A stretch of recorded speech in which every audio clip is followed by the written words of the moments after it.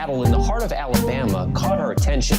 Coal miners in one community, they've been on strike now for months. Working as long as 12 hours a day, 7 days a week, in some of the most dangerous conditions. I really think that the labor movement is the single greatest force for democracy in the history of the United States. The story of Alabama is a story of not just resilience, but of militancy. I say no contract, you say no code. No contract, no contract. If we ain't all free, ain't none of us free. You're listening to Alabama's only union talk radio show, The Valley Labor Report, with Adam Keller and Jacob Morrison.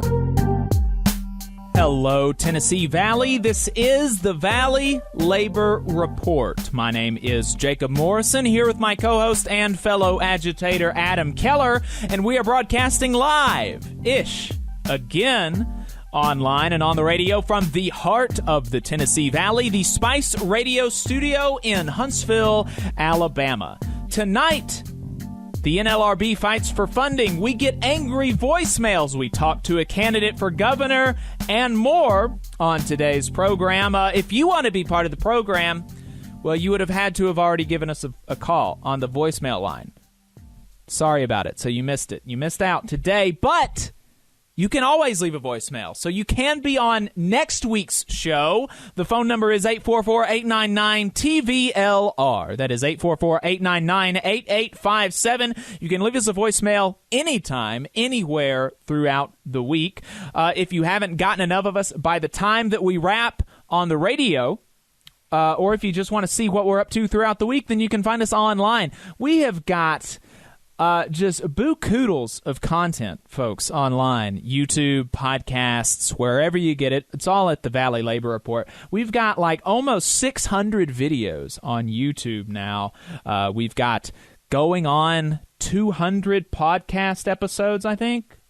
It's a lot. It's a lot. We've got a lot. So if you're looking for Alabama labor content, we've got a big old backlog for you. And we're also on Facebook. We're on Twitter. We're wherever you find anything online. We've also got a website, TVLR.fm, where you can become a sponsor, a donor, a sustaining member of the program. Our largest single source of revenue comes directly from our listeners, folks. We are on commercial radio. It's like an infomercial, right? We are like a labor infomercial. And so we pay for the time to be on these commercial radio stations, and we don't make any money. Neither Adam nor myself make any money from this. All the money that we get goes directly into the program, whether it's paying stations to be on the air or paying Spice Radio for this nice setup that we've got here, paying them rent every month. So that's what the money goes to, and our largest single source of revenue comes directly from our listeners. So if you want to support our work, you think it's good, you enjoy it, TVLR.fm and do that. You can also buy our new hat. It's pretty cool, so check that out. It's on our online store, tvlr.fm. If you're a member of a union, you should also get your local to sponsor the show. You can reach out to me for more details on that. So our first guest today is going to be Joseph Webb. He's talking to us because he works for the National Labor Relations Board, and the National Labor Relations Board, the NLRB, is the executive agency that is tasked with enforcing the National Labor Relations Act, the NLRA, which, among other things, ostensibly protects the rights of working folks to organize. The NLRB has been flat funded since 2014, which means that in real dollars, according to the NLRB union, it has seen a 20% cut. That's under both Republicans and Democrats. Biden's budget that was released last week proposed an increase, but even that increase doesn't reach the inflation-adjusted baseline from 2014. So we're bringing on Joseph Webb. He is an attorney with the NLRB in Birmingham and president of the NLRB Union Local 10 to talk to us about this. So, Joseph, thanks for taking the time. I appreciate it. Thank you for having me. Pleasure to be here. Oh, yeah, we're glad to have you. So before we jump into, how the budget cuts have affected your ability to do your job, let's talk a little bit about your job first. Help us understand what the NLRB does? Well, you set a very good precedent of what ostensibly our goals are, so I can kind of just dive into the meat of it that way. But what we do, our primary goal is to protect the right of employees throughout the United States to freely choose whether or not they want to be part of a union. So our most important task and what we consider priority number one is the facilitation of free and fair elections and overseeing those elections and enforcing rules to ensure that the freedom of choice is not improperly interfered with by third parties, whether that be employers, which is our most common case, but every once in a while we do have some bad actors on the union side that will step in, and we have to deal with that as well.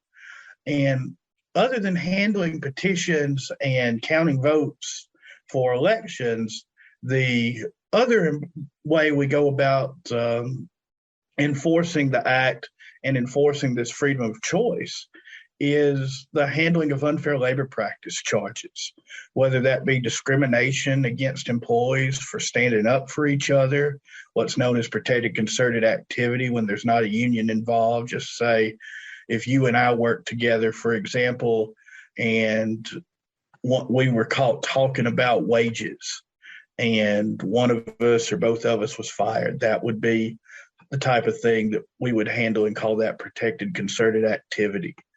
We handle, though, of course, discrimination against individuals for union activity, or where employers discriminate against employees for their union activities. And we handle cases where employers fail to bargain in good faith with the union. And we handle unlawful rules, threats, pretty much the gamut of what you can imagine that an employer or a union may do to try and interfere with somebody's free choice in the workplace and the right to exercise and rights, from forming a union, filing grievances, working together in an informal setting to try and improve your working conditions. Those are what we're focused on protecting. And as a field attorney, my primary duties are to handle the investigation and prosecution of unfair labor practice charges. So I am one of the people who investigates charges that come into the agency or into Region 10, and then where the regional director finds merit to those charges, I'm one of the attorneys assigned to prosecute whoever the offending party is. And I do some elections, but usually the leader on elections are our investigators, known as field examiners. So they end up handling the primary responsibilities on the elections themselves. And then the attorneys will handle the heavier load on the unfair labor practices. At least that's how it's traditionally been supposed to work.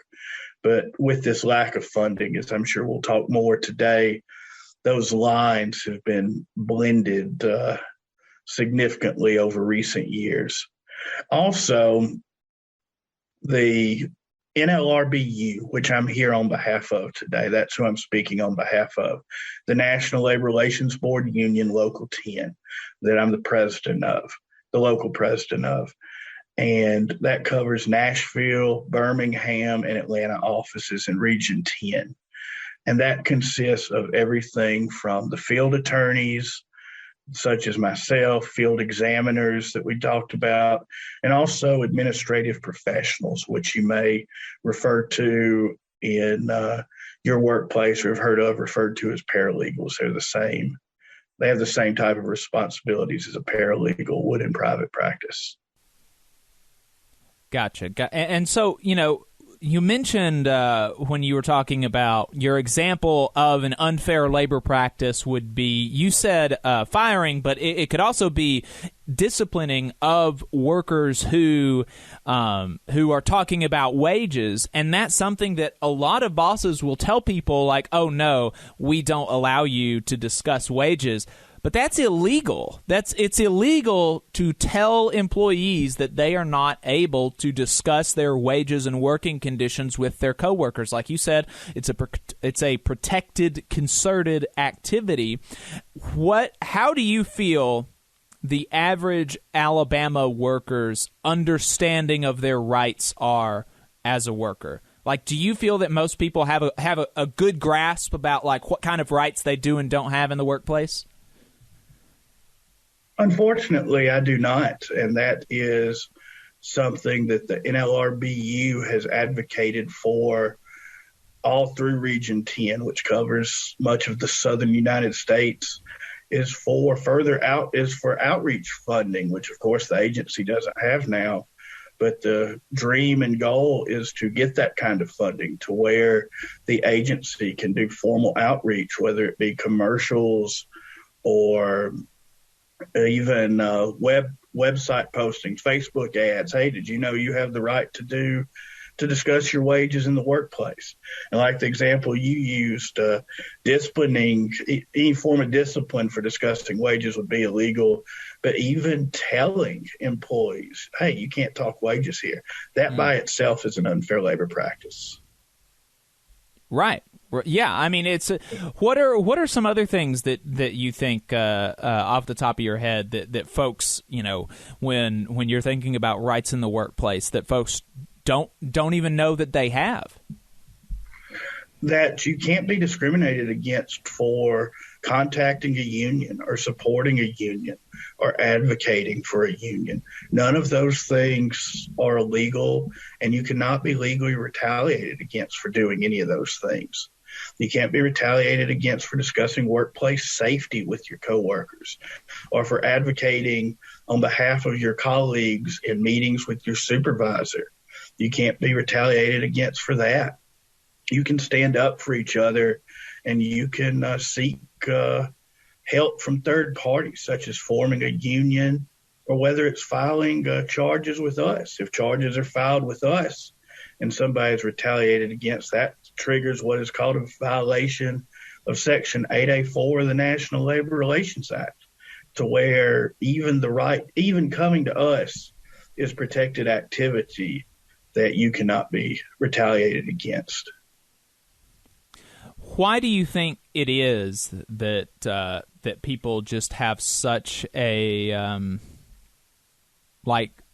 the understanding of the rights that you're given in the workplace is so minimal?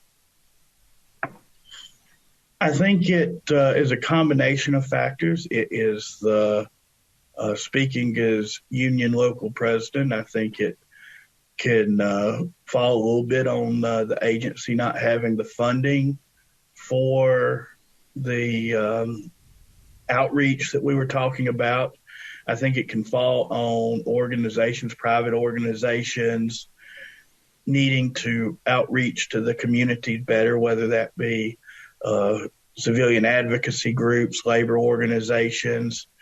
And I think the large part is that the people in charge of the government and the people in charge of workplaces, they do not find it advantageous to let people know about their rights. And I think that's one reason that there is not a general NLRB notice of rights guaranteed to be posted or required to be posted in every workplace unless and until an employer is caught violating the act. There's not a general advance notice that the NLRB has the right to post like some other agencies do. Right, yeah. So, you know, these are a lot of things, and of course there's more than that, but, you know, there are a lot of things that people ostensibly have the right to and that are violated by their employers, you know, daily. What can you give us an understanding of your workload in the Birmingham office where you work? Like how many cases do you see week to week, maybe month to month, or year to year is whichever makes the most sense. And what kind of cases do you see most often? The NLRB Birmingham office processes upwards of 300 to 500 cases per year is the best number I can use. Currently, I have 21 cases is how many I currently have that I am processing at this point. And the most common cases we see are unfair labor practice charges. And so investigating those charges is what we see the most, but the most time-consuming charges are often the election petitions.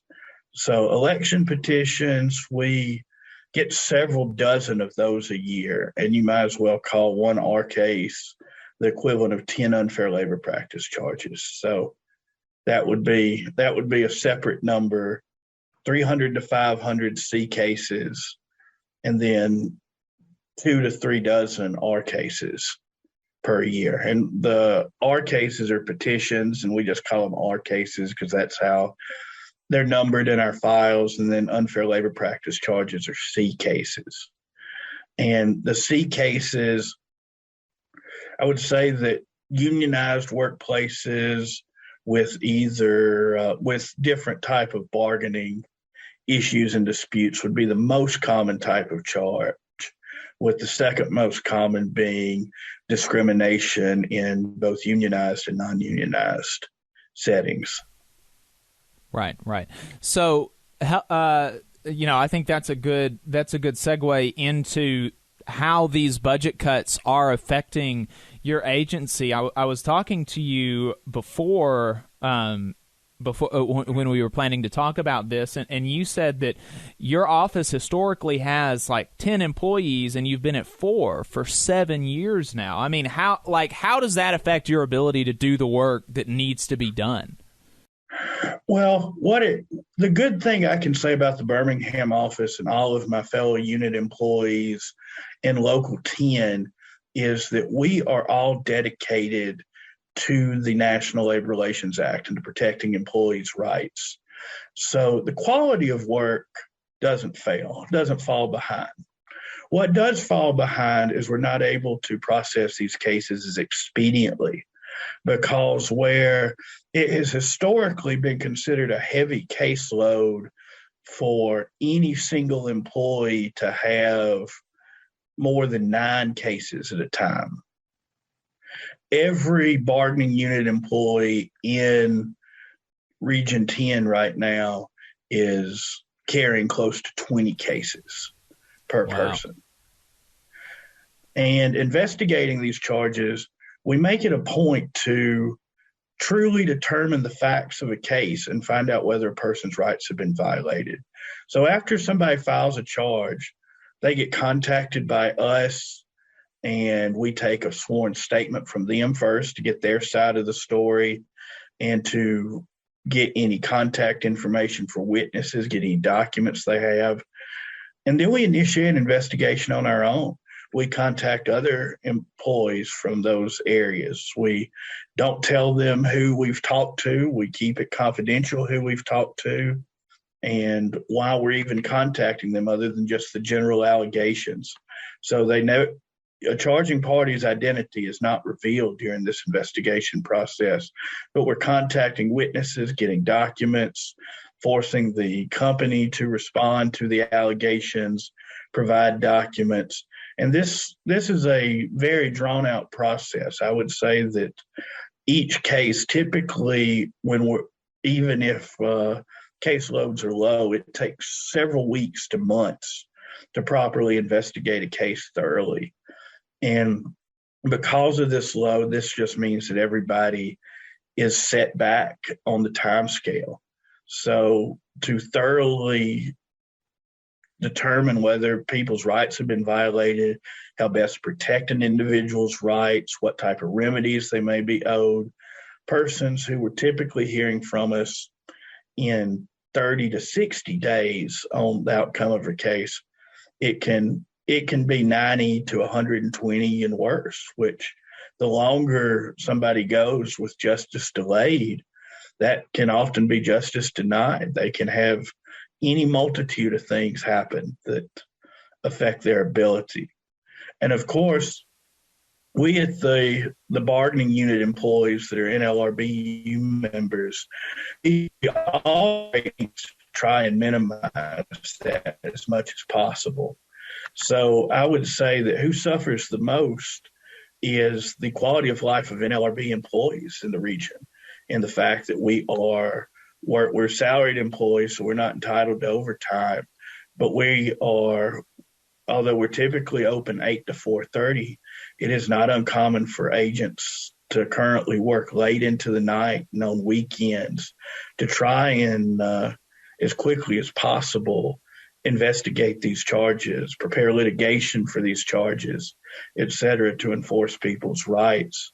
But it just becomes for everybody that it's a breaking point and somebody gets left behind because we don't have enough people. Right. I didn't realize that y'all wouldn't be entitled to overtime or at least or anything like that. Since we're both federal employees, I just kind of assumed that that it would be basically the same, because I can get overtime if I need it. Right. I cannot get overtime, and then LRBU employees cannot get overtime. We do get comp time, which can be added to our leave. But the trick with comp time is that we have to know in advance that we're going to accrue comp time and get that pre-approved. And often because of the way investigations work and when witnesses are available, we just don't know in advance of when that comp time is going to accrue. So we end up having to work to get the job done in times that can't be compensated in comp time under federal regulations, and we're not entitled to time and a half pay or standard overtime. Huh. So, that's wild. Yeah. Sorry, that just kind of threw me for a loop. I figured it'd be the same because I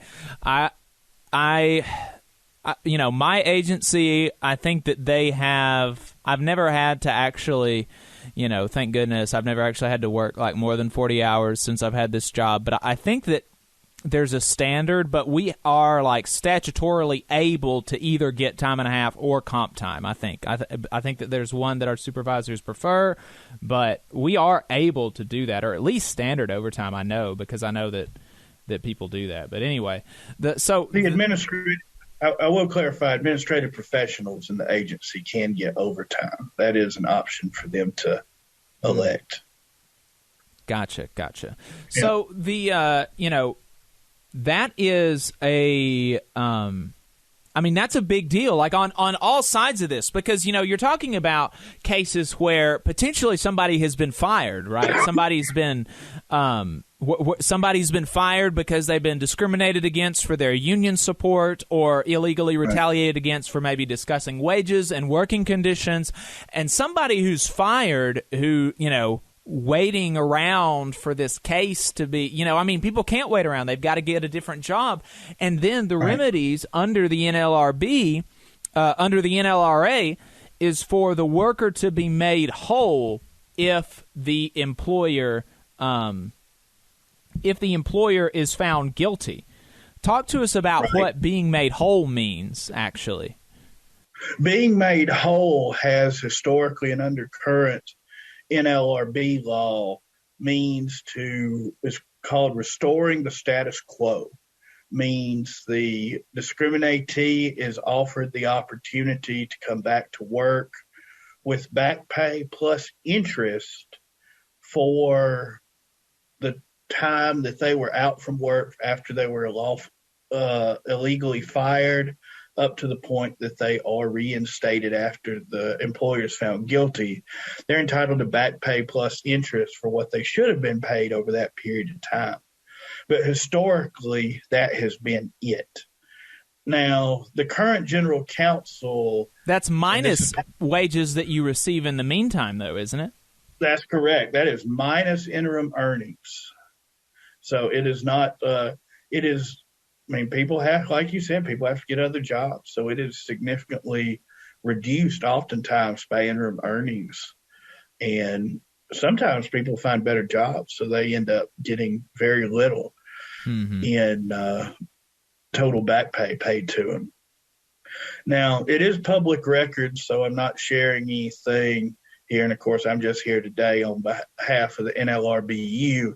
But the General Counsel of the National Labor Relations Board has made public an initiative to try and change the remedies for violations of the Act to seek what are called make-whole economic remedies, meaning if people suffered consequential damages such as falling behind on mortgage payments or went bankrupt on credit cards, those type of things caused by the unlawful layoff, that they would be entitled to be fully remedied for those consequential losses as well. But that is still pending in court. We will see in time whether the judicial system agrees that that needs to be part of the make-whole remedy calculation. Right. The General Counsel has put out a lot of initiatives that I think would bring the enforcement of the NLRA closer to its original intention. How have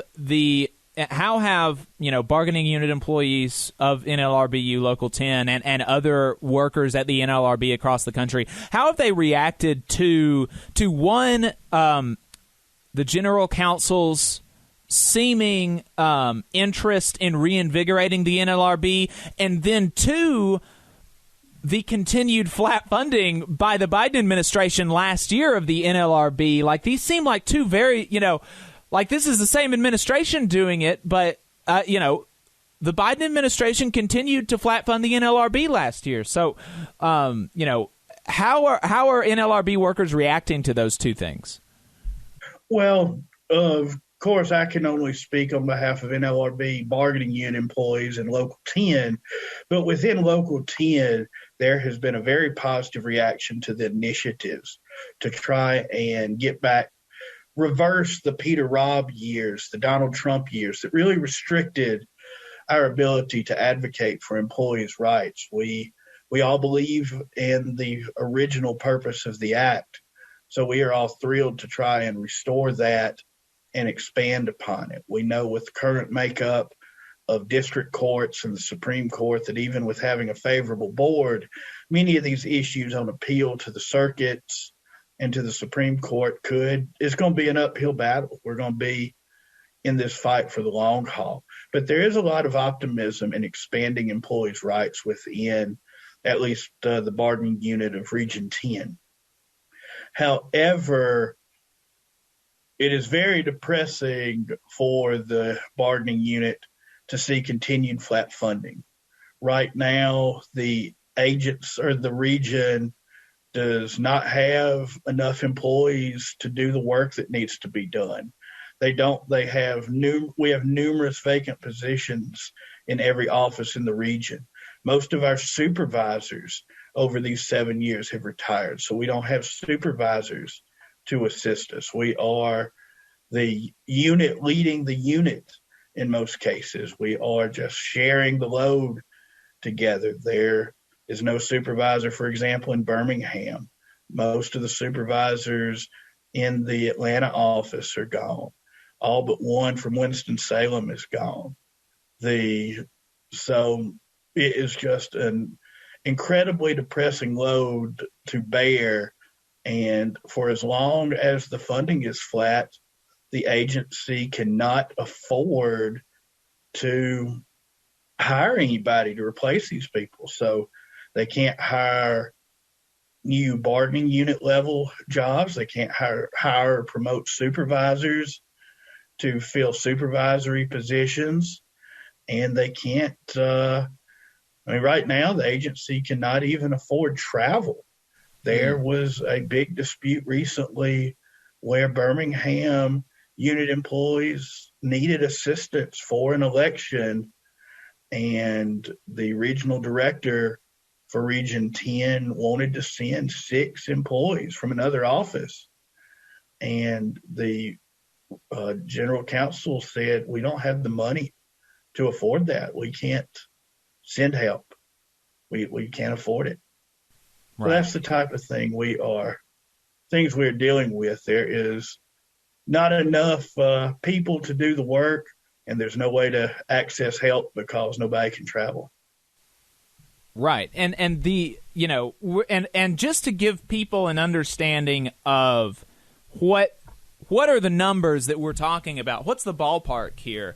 The flat funding has been at $274 million a year, right? Right. $274 million a year. Biden is proposing to increase it by $45 million a year. And he proposed a similar increase last year that was ultimately discarded.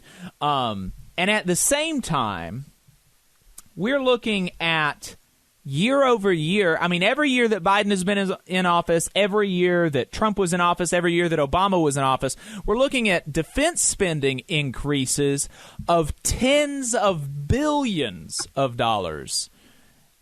I mean, like, the amount that you need to fully staff, of course, you can always do more, right? But you know, the amount that we're talking about here is minuscule when we're looking at other parts of the budget. That's right. We are a teeny tiny agency on the budget scale. Small but mighty is what we call ourselves. And you'll see in the Build Back Better bill, the funding is proposed in it that is close to what many in the bargaining unit and Nlrb has advocated for, which is $350 million over the course of every 5 years on top of what we have now. So that would be about $75 million per year, $70 million a year, excuse me. I'm a lawyer because I'm not good at math, but $70 million a year is really, that's what we need to get to full strength. But even that 45 would be an infusion into both the strength and morale and the staffing of the agency that would feel like Christmas come early if that 45 million increase came. What is the NLRBU doing to make sure that this is a priority for the Biden administration? Well, the NLRBU, I know the national routinely meets with the general counsel and her team to make sure that she is advocating and communicating messages directly to the White House. And of course, as made clear in the Huffington Post article, she was not pleased that this funding was discarded either, and she continues to publicly state that the funding level is unacceptable and untenable for going forward. But the NLRBU has engaged in many acts to send the message to D.C., various forms of protected concerted activity, refusing to volunteer for additional projects any further, refusing to volunteer to help supervisors carry the supervisory load, which has been growing as more and more supervisors retire. And unit employees had often volunteered that, hey, everybody in Local 10 has just taken turns rotating. Okay, from these dates to these dates, I'll do those duties. And one of the acts, protected concerted activity, after the budget failed to pass this year, was that every member of Local 10 emailed the general counsel and the deputy general counsel and publicly withdrew our willingness to continue to participate in those rotating acting stints that they and the administration have to figure out how to cover non-unit duties that we're not going to help with anymore. So everything from our own protected concerted activity. As you may know, that's not typically a right granted in the workplace, the term protected concerted activity, but it, in addition to union activity, is recognized as part of our collective bargaining agreement that our union has with the agency. I think because it's the agency that enforces protected concerted activity that everybody agreed to that. But the the biggest thing, at least for Local 10's experience, the problem is not the people within the administration of the agency. It is the people beyond. So the efforts to get that message to those people, whether it's contacting our congressmen, our senators, which we all do, and which we all advocate for them to back our funding more. But even when we reach out, as Michael said, the Republicans are interested in killing this agency. So as long as you're in a state represented by Republicans, they don't care what you have to say. But the NLRBU's experience and bargaining union's experience with the change in the last three administrations is the Republicans, as Michael Billick of the National Union said in the Huffington Post article, Republicans seem much more passionate about killing us than Democrats do about saving us, is how it feels within our agency. Playing political pundit for a little bit longer, how do you feel about the budget increases, chances of passing through the Senate and the House this year? Well, I think just speaking on my own behalf and on behalf of nobody here other than myself, I think that it will depend largely on what Senators Manchin and Sinema do. If they will get on board with the budget and pass it, then it will pass, and there will likely not be a need for a shutdown. If they can find some sort of budget resolution, they'll be able to pass it with the increase in there. But if they can't do it through some sort of budget resolution and get those two on board, or if they go through a route to try and get through a filibuster, it will not pass. There has to be a budget reconciliation measure with the support of all 50 Democrats for that funding to come to fruition. Joseph, is there anything else that you thought would be good to talk about before we let you go? I think you've covered it well. I appreciate your time today. I would just like to encourage all of your listeners, if you believe in labor rights and the right to organize and want to enforce those rights, want to make sure those rights continue to be enforced and that people have somewhere to go to enforce their rights, please contact your senators, your congressmen, write letters, and advocate for the NLRB to be funded, because the employees, the bargaining unit employees, have tried for 7 years now without success to get people to listen to us. So at this point, it will take a movement from the public to ensure the long-term viability of the NLRB, in my personal opinion. Joseph, thanks for your time. I appreciate it. All right, thank you. All right, folks, we've been talking to Joseph Webb. He is the National Labor Relations Board Union Local 10 President.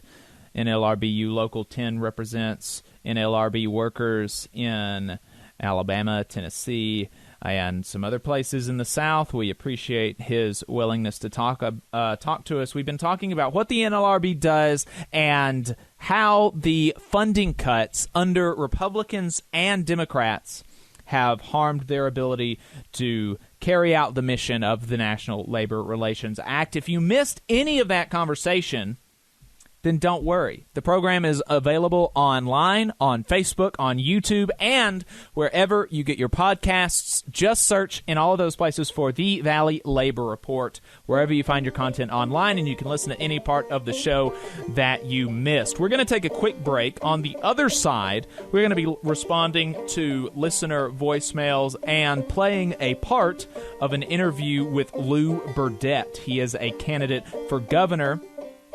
And so, you're listening to the Valley Labor Report. Stay tuned. Energy Alabama supports consumers and is a leader in advocating for them.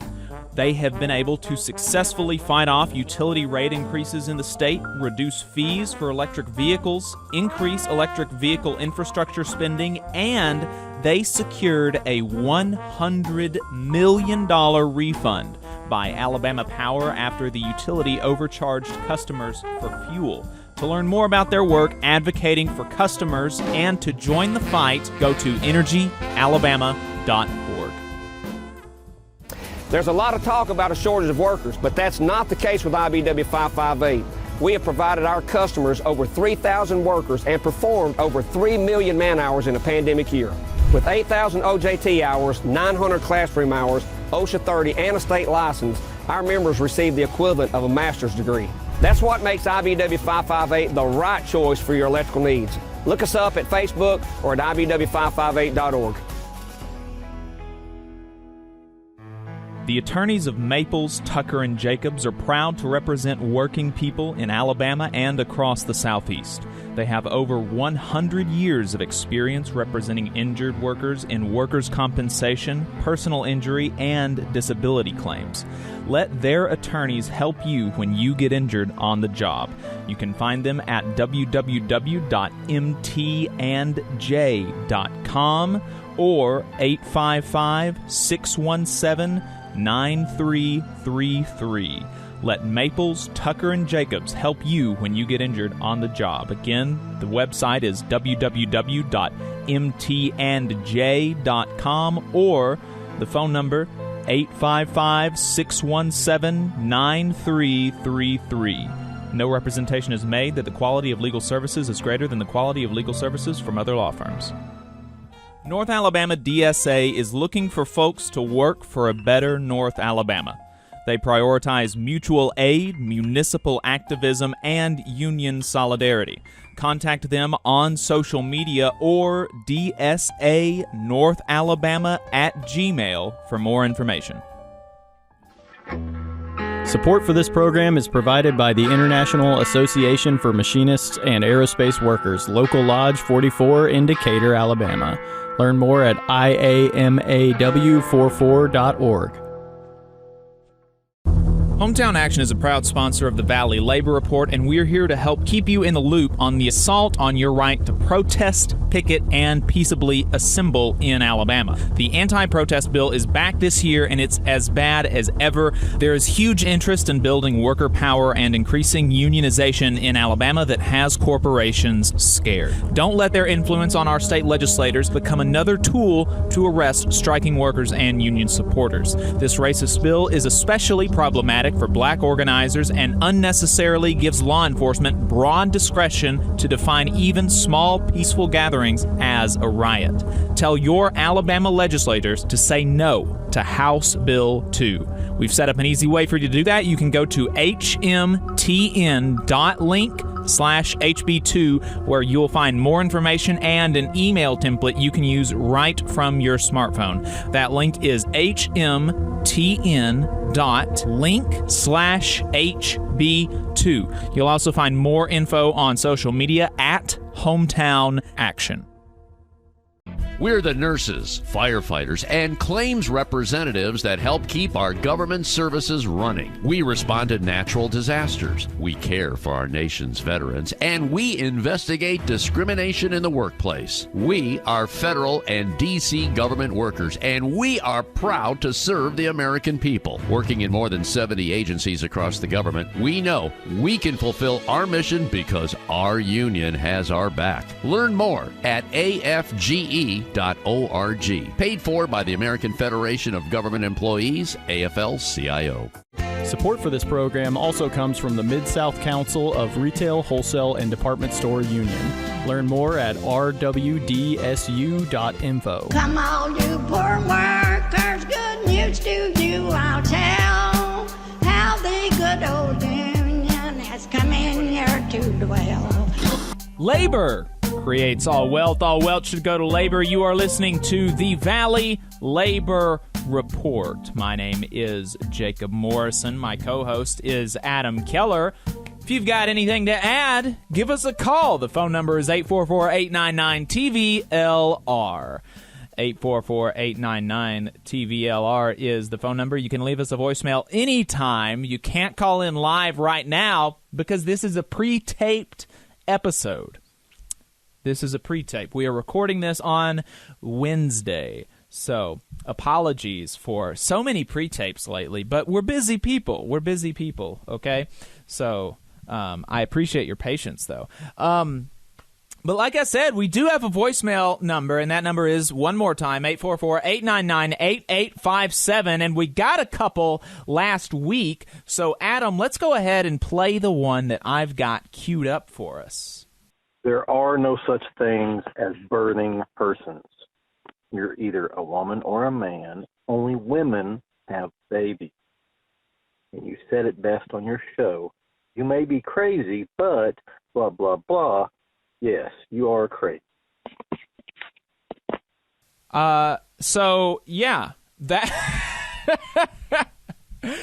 So man, like you can tell in his voice and like how long it took for him to actually kind of mentally prepare that this dude is seething, right? He is seething mad because somebody had the audacity not to even necessarily, like, we spent very little time actually questioning the substance of what was happening as far as the conversation about birthing people, but just the audacity of somebody to suggest that it's more important to women and to others that they not die because they don't have health care. Like, can you, like, so, I mean, just to recap, because not everybody listens to every single show, although you should, but just so that you've got a good idea of the backstory here, he called in crying about us taking issue with the fact that a couple of weeks ago, conservative propaganda losers spent hours, I'm talking literal hours, on the radio crying about the words that somebody used to describe folks who give birth in Alabama. Columns were written about it, hours spent on the radio, and we said our position was that this is distracting from, first of all, like, who cares? First of all, who cares who cares that somebody is using language that they feel will make people feel more comfortable. Like, it doesn't hurt you at all, you tiny, tiny little baby. You tiny, tiny little baby. This Fuhrer and people like this caller getting whipped into a rage when the original conversation, the person who used the offending phrase birthing Alabamian, she was reporting on and doing a good job, because we don't hear any of this context on conservative talk radio or in conservative media columns, reporting on the fact that postpartum Medicaid coverage will potentially be expanded in the state of Alabama. And she reported on some good facts, some facts about how people give birth in Alabama. 1 in every 2 births in the state is covered by Medicaid. That is how poor our people are. Is that 1 in every 2 births are covered by Medicaid instead of private health insurance. Not to mention the teenage pregnancy rates we have in this state, because that constitutes a significant number of those Medicaid births as well. 1 in every 2 births is covered by Medicaid. The majority of postpartum deaths of folks who give birth that die after they give birth from childbirth, the majority of those deaths take place after like 3 or 4 weeks or something. So this is something that people need to be covered for a while to be out of the woods about, right? This is and so previously Medicaid in Alabama only gave postpartum coverage, after birth coverage, for like a month or two. And now we are looking at, in the state of Alabama, getting on par with the rest of the country and extending postpartum Medicaid coverage for 1 year to create it, to make it so that it is a year. Call me I said this last week. Call me crazy, but I think even if I was a person who did not believe that, trans people should be respected, which I am. I'm a person that believes trans people should be respected. But let's even say that's that I'm just this reactionary person and I have weird feelings about trans people. Even if that's me, it would seem to me that women dying, because this affects largely women, that women dying in the state of Alabama or getting substandard care in the state of Alabama is more important than the fact that the reporter who is reporting on this issue is trying to make trans people feel comfortable and included. It would, right? You would think. You would think. This guy, I would be willing to bet a significant amount of money. I'd be willing to bet a significant amount of money that this guy who called into our show and left us a voicemail, just seething mad, just absolutely he probably had to wipe tears from his eyes because he was so angry. I would be willing to bet a significant amount of money that he did not call his state representative or his state senator to express his support for extending postpartum Medicaid coverage to ensure that, again, largely women, the majority of the people that this is going to affect is going to be women, right? To make sure that those folks are adequately taken care of. I would be willing to bet he did not call his state representative or his state senator or the governor's office to make sure that his support for this important policy is heard. And that's really, really sad. That's really sad that that the people that he listens to on a regular basis, the people that he gets his opinions from, have so rotted his brain that using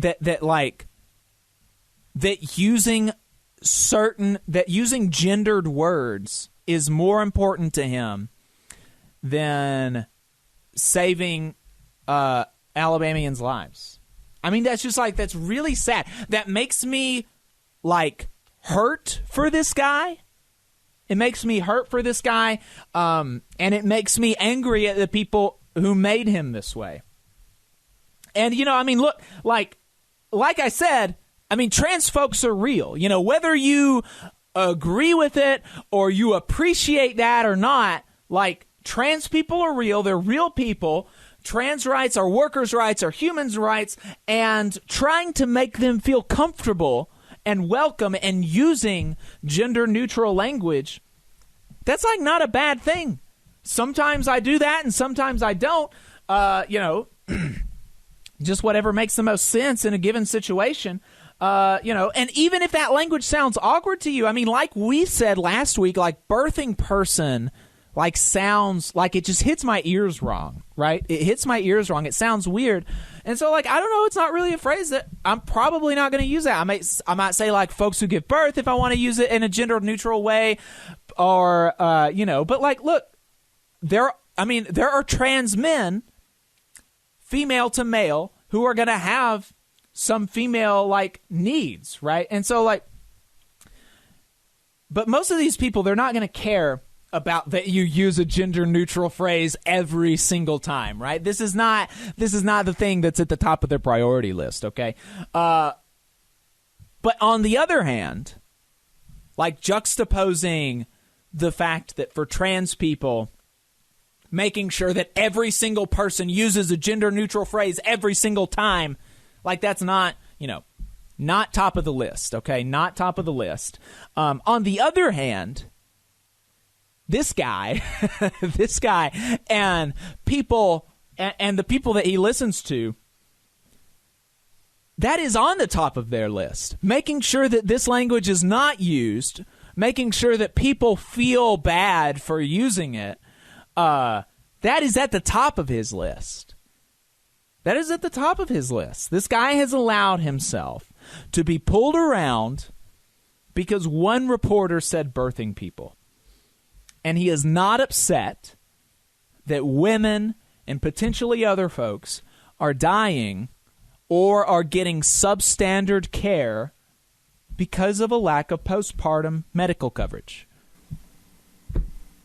Yeah, it is sad, and I think it's always difficult when we talk about these issues because, I think it's important we point out the ways in which media and the culture in general wants us to be upset about things, wants us to be divided over things, and typically the lower the stakes, the higher the outrage, and vice versa. Right.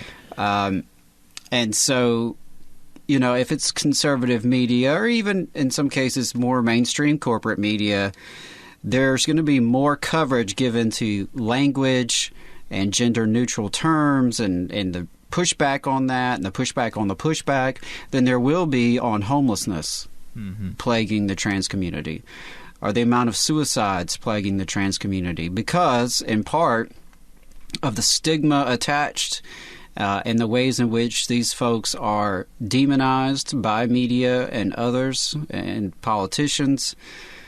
So I want to be careful in saying that we're not trying to be dismissive of gender-neutral language. We both agree with that. I think one thing we can say is that language evolves. Mm-hmm. It always has. It always will. There are things that we won't say today that 20, 30, 40 years ago would have been commonplace. Right. And I think it's a process of learning. I'm not trans myself. I have friends who are. I've had students who are, and I am trying to learn. It's a process, and I think those of us who are engaged in good faith can recognize that not everyone's always going to like what we say or how we say it, but it's about what's in your heart, and are you coming from a good place, a place where all human beings deserve to be treated with dignity and respect. Yeah. And that's how we feel about it. And it is sad that there are folks who are so riled up about these things, and like you said, what is it to him? What's it matter to him what phrases are used? Yeah. It's really quite minor because it doesn't affect him whatsoever. Now, it does affect trans folks, and the language that's used can affect them in the ways in which they can be demonized or made to feel less than human, the ways in which they can be made to feel inclusive. Mm-hmm. So all those things are important to that community, and therefore we have some obligation to do our best to learn to act in good faith. But where it doesn't matter is to these folks on right-wing media and the kind of folks who listen to it who are upset about these things. It really affects their life not at all. Yeah. I mean, I really want you to think, like, this is part of the reason why we wanted to be on one of the stations that we're on. We're on a few different stations, but one of the stations that we're on is a conservative talk radio station. Like, if you're listening to me and you're a conservative, like, I really want you to take a step back because, like, I've been a little bit inflammatory, and I do that because I think it's funny, but I really do want you to take a step back and think, like, is it more important that a reporter, like, doesn't use this phrase that hurts my feelings, or is it more important that folks in Alabama have postpartum Medicaid coverage? like that people that after they give birth, they have adequate care for themselves, and then by proxy, you know, so that they're healthy and they're able to care for their children. Like, I want you to think about that. I want you to think about that, and I want you to think about what's more important, and I want you to think about, does your media reflect that? Do the people that you listen to on a day-to-day basis, do they reflect those priorities that you have? Because I would hazard a guess that most people, even if they are conservative, they see the basically objectively correct priority, which is that people dying is more important than addressing the fact that folks are dying because they don't have care after they give birth. Addressing that fact is more important than whether or not a reporter said birthing Alabamians. I believe most people agree with that, and so I just want you to think about what the people that you listen to are trying to get you upset about. Yeah, absolutely. So, and that's the last thing that. And the last thing I'll say is keep the feedback coming, the positive and the negative. Hey, if you want to leave us a voicemail and you're pissed off about something, go for it. If you want to send us a message and push back on some things we said, go for it. Yeah, we love the feedback. Yeah, I mean, it's how we learn, or in some cases, I can't say I learned an awful lot from this caller. but we had fun. It was fun, and it was a good example, though, of how this kind of stuff works on the average person who's following that kind of media. So keep it coming. Good, bad, and ugly. We'll take it all. Yep. Last Week in Southern Labor is a segment that we do every week where we talk about what happened last week in Southern Labor. We take it from the newsletter Who Gets the Bird. You can read it, whogetsthebird.substack.com, written by Jonah Furman, where he compiles everything that happened in the labor movement in the United States of America. We pull the things that happened from the South because that is the most important. And we all know that, folks. We all know that. So let's go ahead and get right into it. In new organizing, 346 more Starbucks workers at 13 more stores, including in Austin, Texas, Oviedo, and Estero, Florida, and Anderson, South Carolina, are joining Workers United in the wave that just won't quit, which brings us to a total of over 3,300 workers who filed for elections, not counting those who've announced their intention to do so but haven't yet put in the paperwork. 40% of that just in the last 4 weeks. Really amazing stuff. 90 workers at Diversified Gas and Oil in Buchanan, West Virginia, are unionizing with the steel workers, and 10 freight drivers and warehouse workers for Point Dedicated Services in Laredo, Texas, are joining Teamsters Local 657. In election wins, we had 20 rail workers for Bombardier in Sanford, Florida, voting 13-4 to join the Brotherhood of Railroad Signalmen, and Starbucks workers in Knoxville, Tennessee, become the first Starbucks location in the South to win an election. How about that? Yes, how about that? You can watch our interview with a barista from that location on our YouTube channel. We talked to Maggie Carter.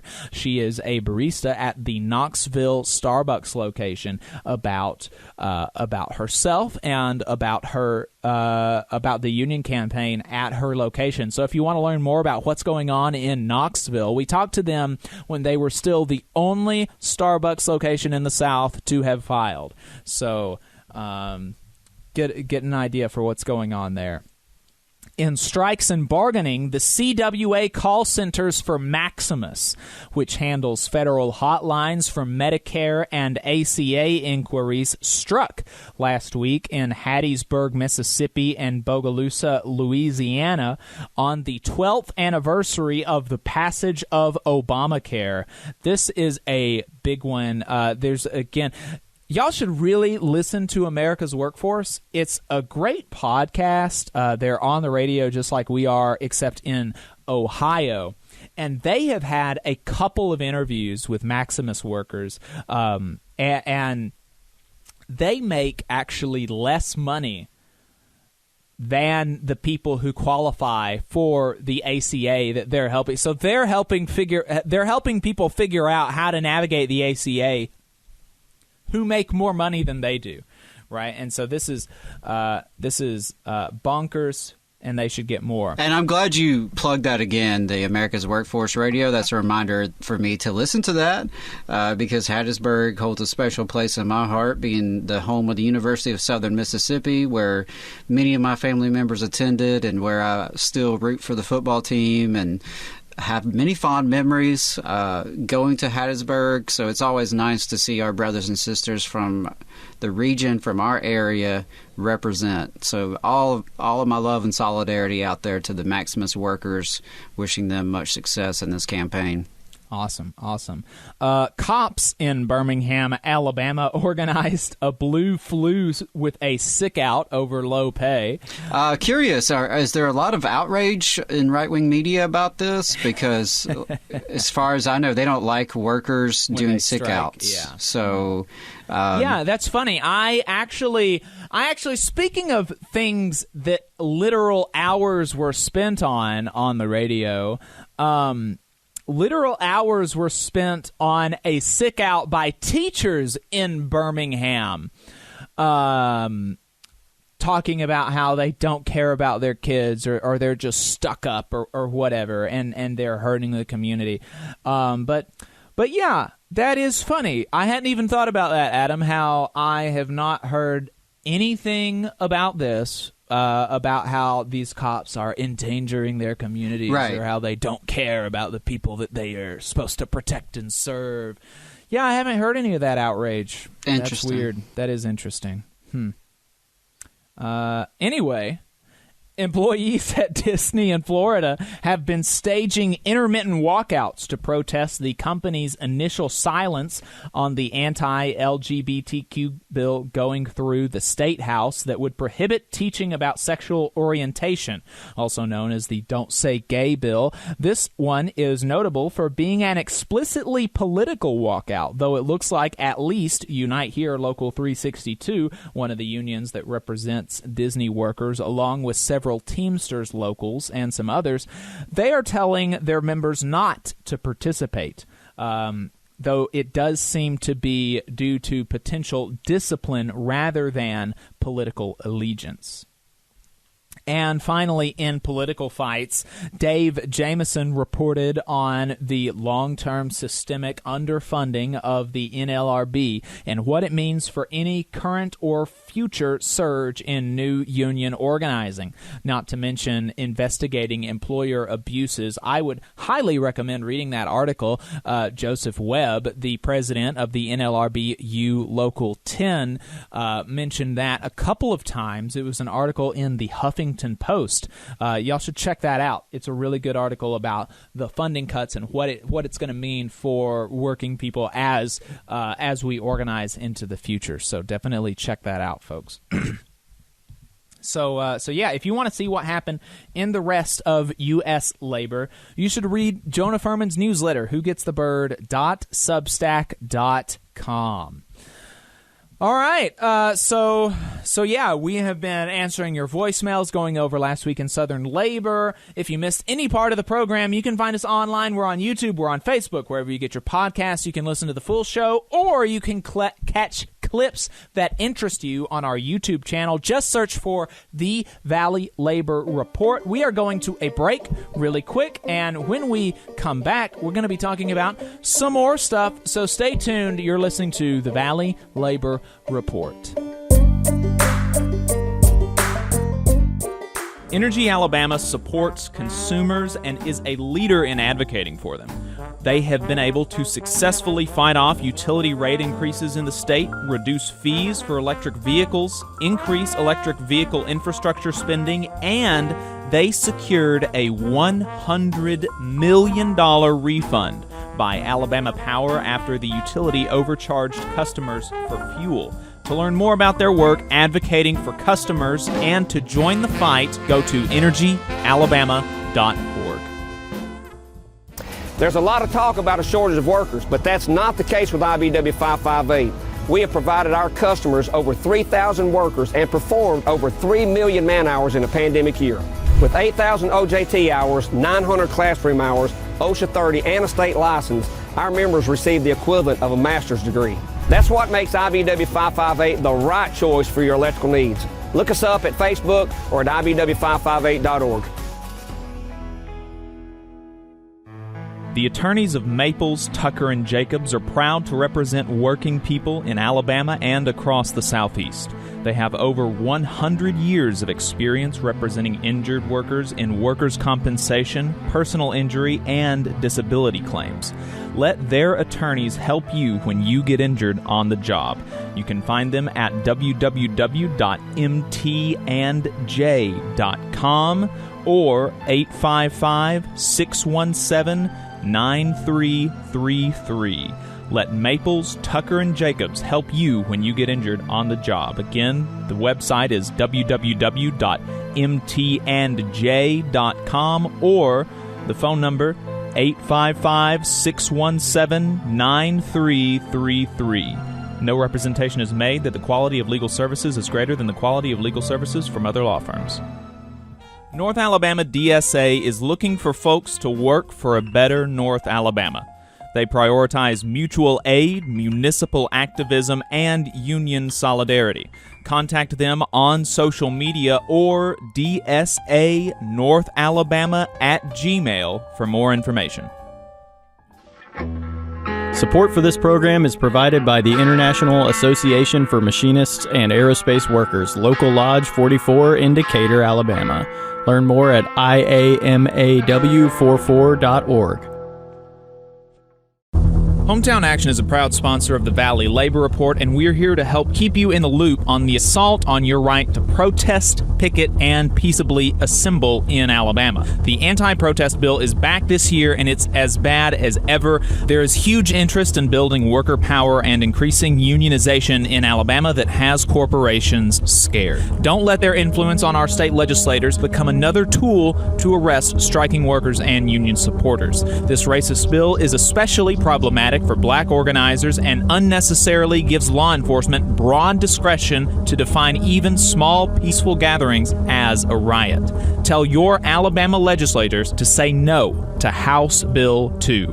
We've set up an easy way for you to do that. You can go to hmtn.link/HB2 where you'll find more information and an email template you can use right from your smartphone. That link is hmtn.link/HB2. You'll also find more info on social media at Hometown Action.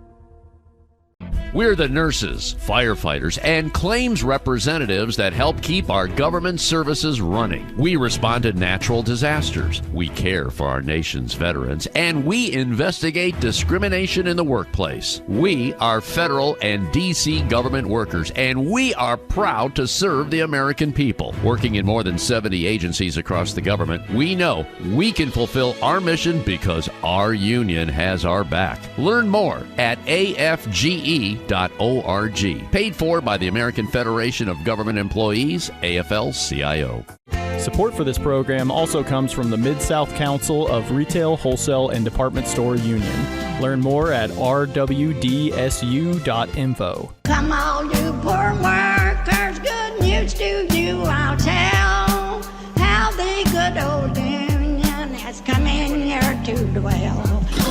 Alabama's only union talk radio show. That's right, this is the Valley Labor Report. My name is Jacob Morrison, and my co-host is Adam Keller. If you've got anything to add, give us a call. Our voicemail line is open. Not our live line, because this is a pre-taped show. Apologies, but you can always leave us a voicemail at 844-899-TVLR. That is 844-899-8857. And that works whether you're a radio listener, whether you listen to us on YouTube, or as a podcast. So any wherever you listen to us, you can always leave us a voicemail. So the first thing, what we're going to do here is we've got we did a long interview with Lou Burdett. He is a candidate for governor. We talked to him for about, I would say, 45 minutes. I think it was about 45 minutes. We're going to play about 15 minutes of that for you because, look, we've only got like an hour and a half on the radio with you, an hour if you're listening to us in Muscle Shoals. We don't want to spend 45 minutes again talking to a politician. But, look, I think it's educational. I think it's worth knowing where people stand when they're running, especially for governor, and especially if they have, Lou Burdett has like a not unreason, probably he won't win, but maybe he will. So look, we did that interview, and we talked mostly about education. That is what we talked most about.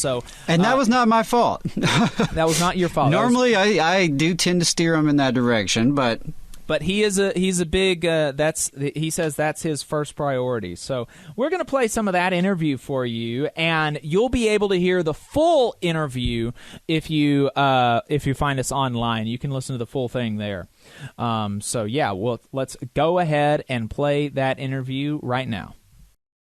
Lou Burdett. He is running for governor of the great state of Alabama. Lou, thanks for taking the time to join us. I appreciate it.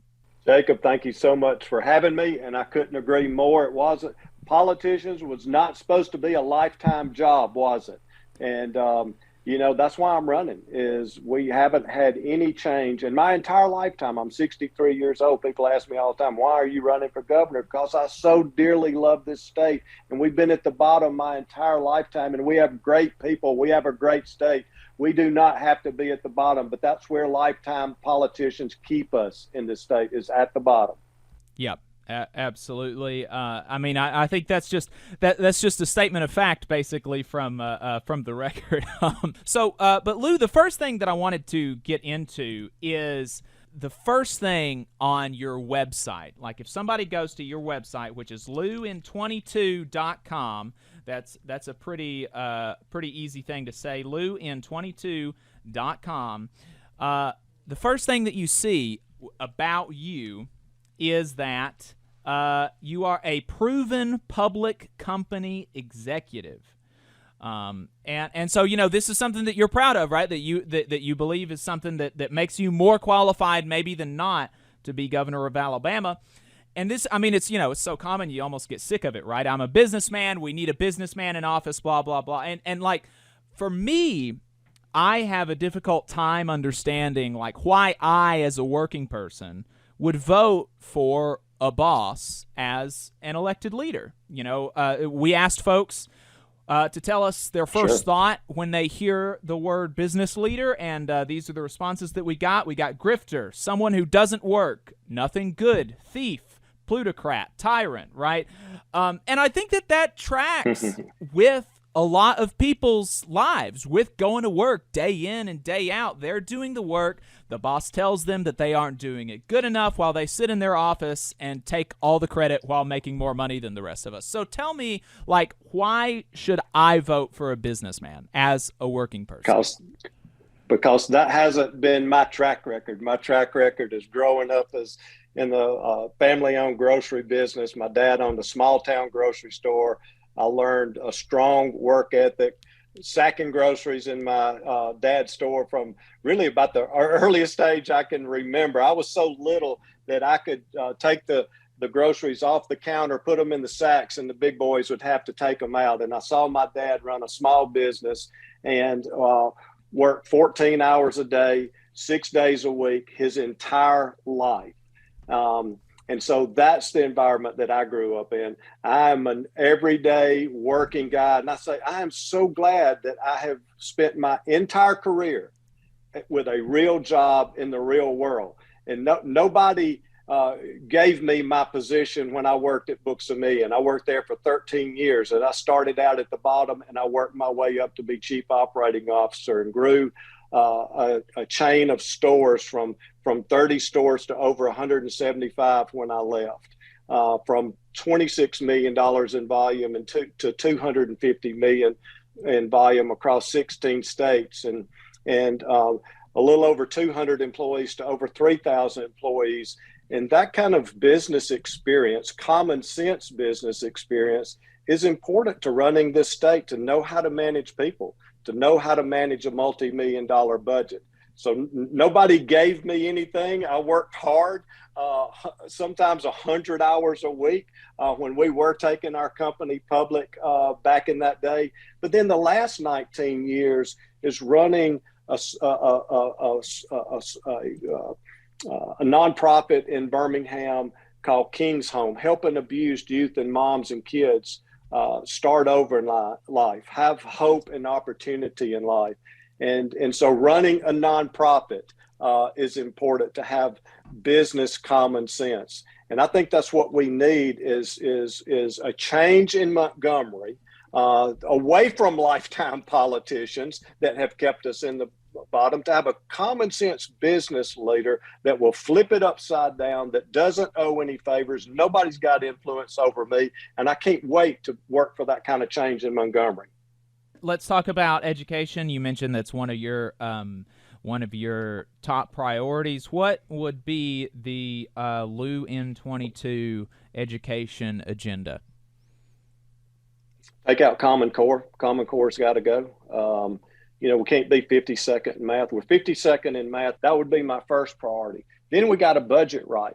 93% earmarking in Alabama, the highest earmarked state in America. The next closest is Michigan at a little over 60. That's got to change. We can't budget right. We can't budget right educationally. Right now, big debate is on school choice, and I'm generally for school choice. But what I'm really for, because we have about 80 kids in our program throughout central Alabama at any given time. These are teenagers that come from horribly abusive situations. In a child's zip code should not determine their educational future. And I see a lot of our kids that come into King's Home where they have been in areas where school choice would have benefited them. But where I grew up in rural Alabama, school choice isn't a big deal because parents can't afford to drive their kids over to the next county for them to have an opportunity to go to a different school. But what I'm really for is a child's educational savings account that goes directly to the child. Funds are allocated so that parents don't have access to that money, but it's used specifically and strictly for education so that parents can make the choice for their particular area where their child would get the best education. Obviously, for education and for any issue, you're going to be talking to experts once you get in. You're not going to be able to have every single thing laid out. And I'm interested in who you're going to be going to for some of these things, because in my mind, it would seem like, okay, the people that we talk to are the people that do the work. And obviously, I am happy to say, I'm happy to admit my bias that I'm a working person, I'm a union person, but just generally speaking, for any job, it seems like the people that know how best to do the work and know what needs to be done to do the work better are the people that do the work. And so I'm a bit concerned about your position or your stance towards organizations like the AEA because, they're the teachers, right? The AEA is the organization of teachers. In another podcast, you've said we've got to have somebody who's going to stand up and fight the AEA and take away teacher tenure. And so these are things that coming in right off the bat saying like, my position towards teachers is that I'm going to be oppositional to them seems worrying to me. I want to work with AEA. Everywhere I go, I talk about bringing unity to Alabama, not division. I think there are elements of tenure that I feel like that there should be ways to clean up teachers that aren't achieving high results in their classrooms, and there is a way to have improvement in those kinds of classrooms because those do hold kids back. The last thing that I wanted to talk about, and I wanted to make sure that we got to it, is the mine workers down in Brookwood. About 1,000 of them have been on strike for a year with not a word from the current governor. They've been restricted by county judges this whole time on the picket line. They've been limited the number of people that can be on a picket line at once. Seems to me to be a legitimate freedom of speech issue, which we hear about that all the time, and it's never about the government. It's about this or that private company. But here we've actually got the government telling Alabama coal miners when and where and how they can speak. So if you were elected governor, what would you do for these Alabama coal miners? God forbid they're still on strike. Well, surely, after coming up on 11, 12 months, right? April 1st will be a year. Right. And so it's so important that all workers are protected in their First Amendment rights. Are you for First Amendment, and are you for the Second Amendment? Of course I am. I'm for all 25 amendments because it just so frustrates me, that we have weak, spineless politicians, Republicans included. I call them out, that don't stand up for our Constitution, don't stand up for our First Amendment rights, and how important that is. And just for hey, I'm an everyday working guy. That's been my whole history. And certainly support, all of our workers in Alabama and how important that is. And so, I always want management, if you want to call it that, and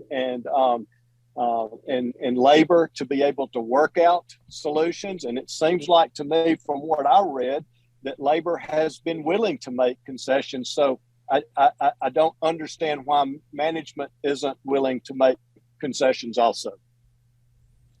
Do you think that, we've seen over the course of the history of this country, we've seen where strikes are long and drawn out, secretaries of labor, actually the U.S. Secretary of Labor, Marty Walsh, he brokered a deal between Kellogg's and the BCTGM union to end that strike. We've seen governors come to help mediate strikes in the past. Do you think that that's something that you would be willing to use the office of the governor to do, to call out what Warrior Met has been doing, to come out firmly on the side of the workers and to try to help mediate a good solution for the people of Alabama?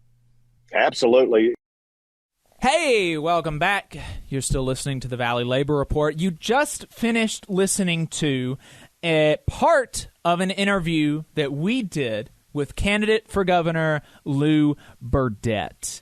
You can find the full conversation online. You can find that full conversation online and hear what else he had to say about the things that you didn't get to hear him talk about.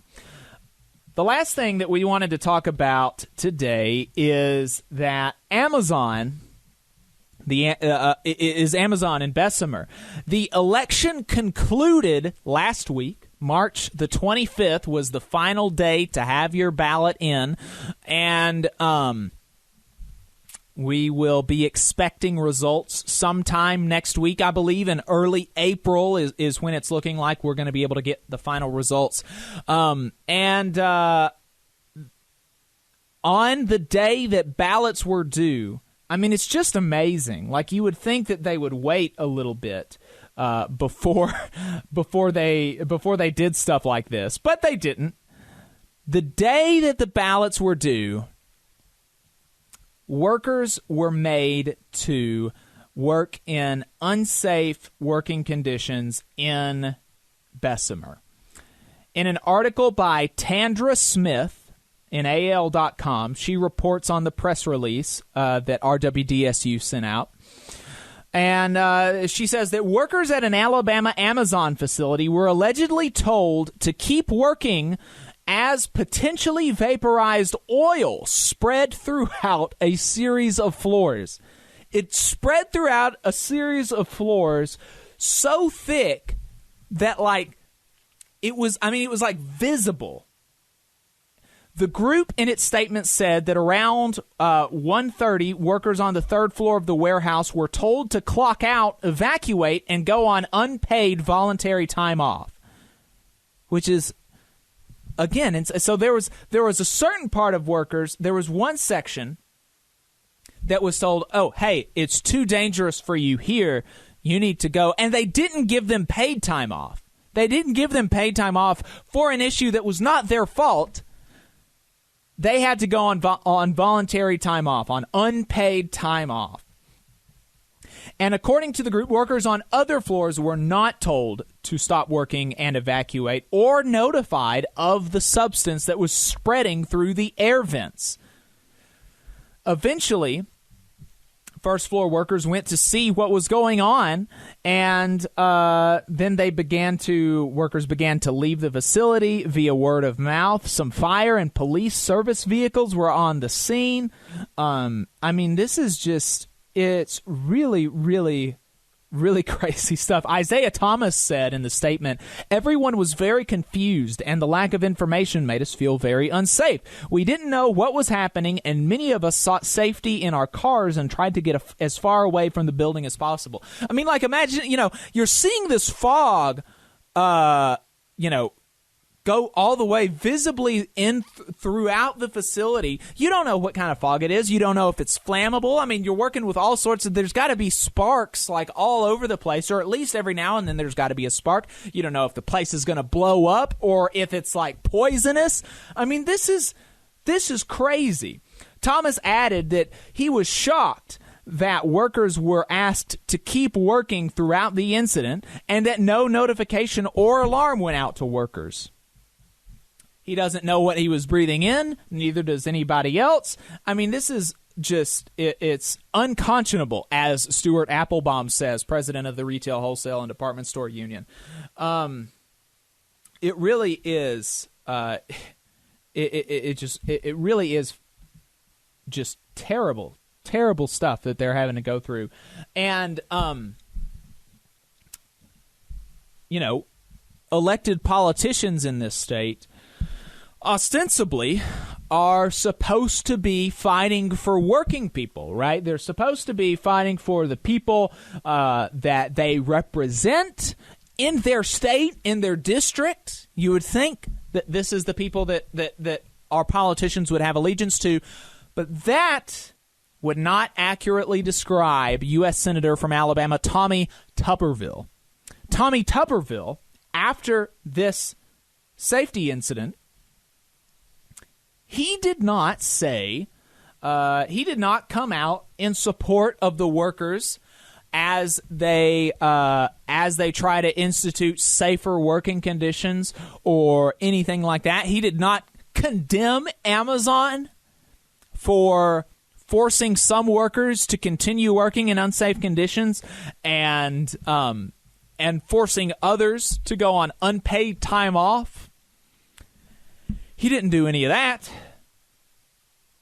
He released another press release about how he's concerned that Amazon workers are getting a second chance after Amazon broke the law and illegally interfered with their right to vote. So that is the priority of the Alabama senator. If anybody is, here again, I want folks to listen to me, right? I want folks to just think about this. Think about this. This is a U.S. senator from Alabama, ostensibly from Alabama, who spends his time fighting on behalf of New York and D.C. and Australia oligarchs against Alabama coal miners, and now he is weighing in on behalf of California liberal elite Jeff Bezos against Alabama workers, against the Alabama workers who are trying to form a union, and against the many more Alabama workers who want to work in safe conditions, who believe that they ought to have a right to come home at the end of their shift. That's who he's fighting against. That's who he's fighting for, and that's who he's fighting against. So, I mean, look, consider that. Consider priorities. It's a reflection of that man's priorities, and he is a complete joke. Not at all a representative of the average Alabamian. I would not say so. I will not say so. So, as we're wrapping up here on the radio, let's do a few plugs. Again, you can leave us a voicemail. The phone number is 844-899-TVLR. That is 844-899-8857. We've got a new hat. We placed our order a couple weeks ago, but we ordered some extra so you can still get yours. You can do that, and you can donate to support the show on our website, TVLR.fm. TVLR.fm. You get it? Stands for The Valley Labor Report.fm,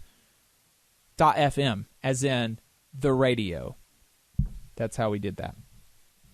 Adam, you also had a couple plugs? Yeah, there's a couple of events coming up that I wanted to make sure folks knew about. The first one I'm going to mention is from our friends at Hometown Action. Many of you who listen to this show, you're probably familiar with Hometown Action. They do multiracial working class organizing here in the state, and they have an event coming up Saturday, April 9th at 2 p.m. Hometown Routes, where we've been and where we're going. So recommend you check that out, join Hometown Action and the Hometown Organizing Project members and supporters for this virtual statewide gathering. Virtual, so that means it doesn't matter where you're at, you can still attend. You can check it out online. I know there's a Facebook event set up as well, but you can go to Hometown Action's website. And definitely recommend you check that out if you're curious about what they've been working on and what's been happening in the state. Really appreciate all the work they do as advocates and organizers, and appreciate their support of this program. And I also wanted to plug Music for Mechanics, which is coming up Sunday, April 24th, 1 p.m. to 8:30 p.m. That's here in Huntsville at Stovehouse. So recommend you check that out. Join Spice Radio, Blues to Bluegrass, and the North Alabama School for Organizers as they raise money for the free automotive clinic up here. It's going to be great free music all afternoon, a raffle drawing, and, of course, all the great food and beer you can get at Stovehouse. Live streaming will be done by Spice Radio Huntsville. And really just I love that Spice Radio is involved in this, and this is, of course, not the first time, but Spice Radio, where we broadcast, does outstanding community work. This is a good example of that, and I appreciate our friends and brothers and sisters with North Alabama School for Organizers for putting this on. Should be a great time. Check out some music. Donate some money to a good cause. Grab some food. Bring your friends. That's what it's all about. Feel a little bit of community. So those are a couple of things I wanted to make sure we mentioned. And, of course, I wanted to shout out the Minneapolis educators who had a very successful end to their strike, including some major pay raises for the educational support professionals, support staff there in Minneapolis Public Schools. And, of course, wishing the same for Sacramento educators who are still on strike.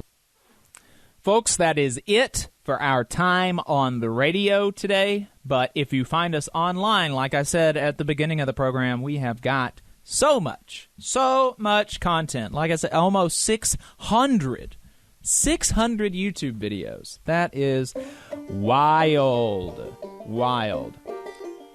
So if you want to, you can find us online, find some more stuff. And that's going to be it for us today, folks. All power to the workers.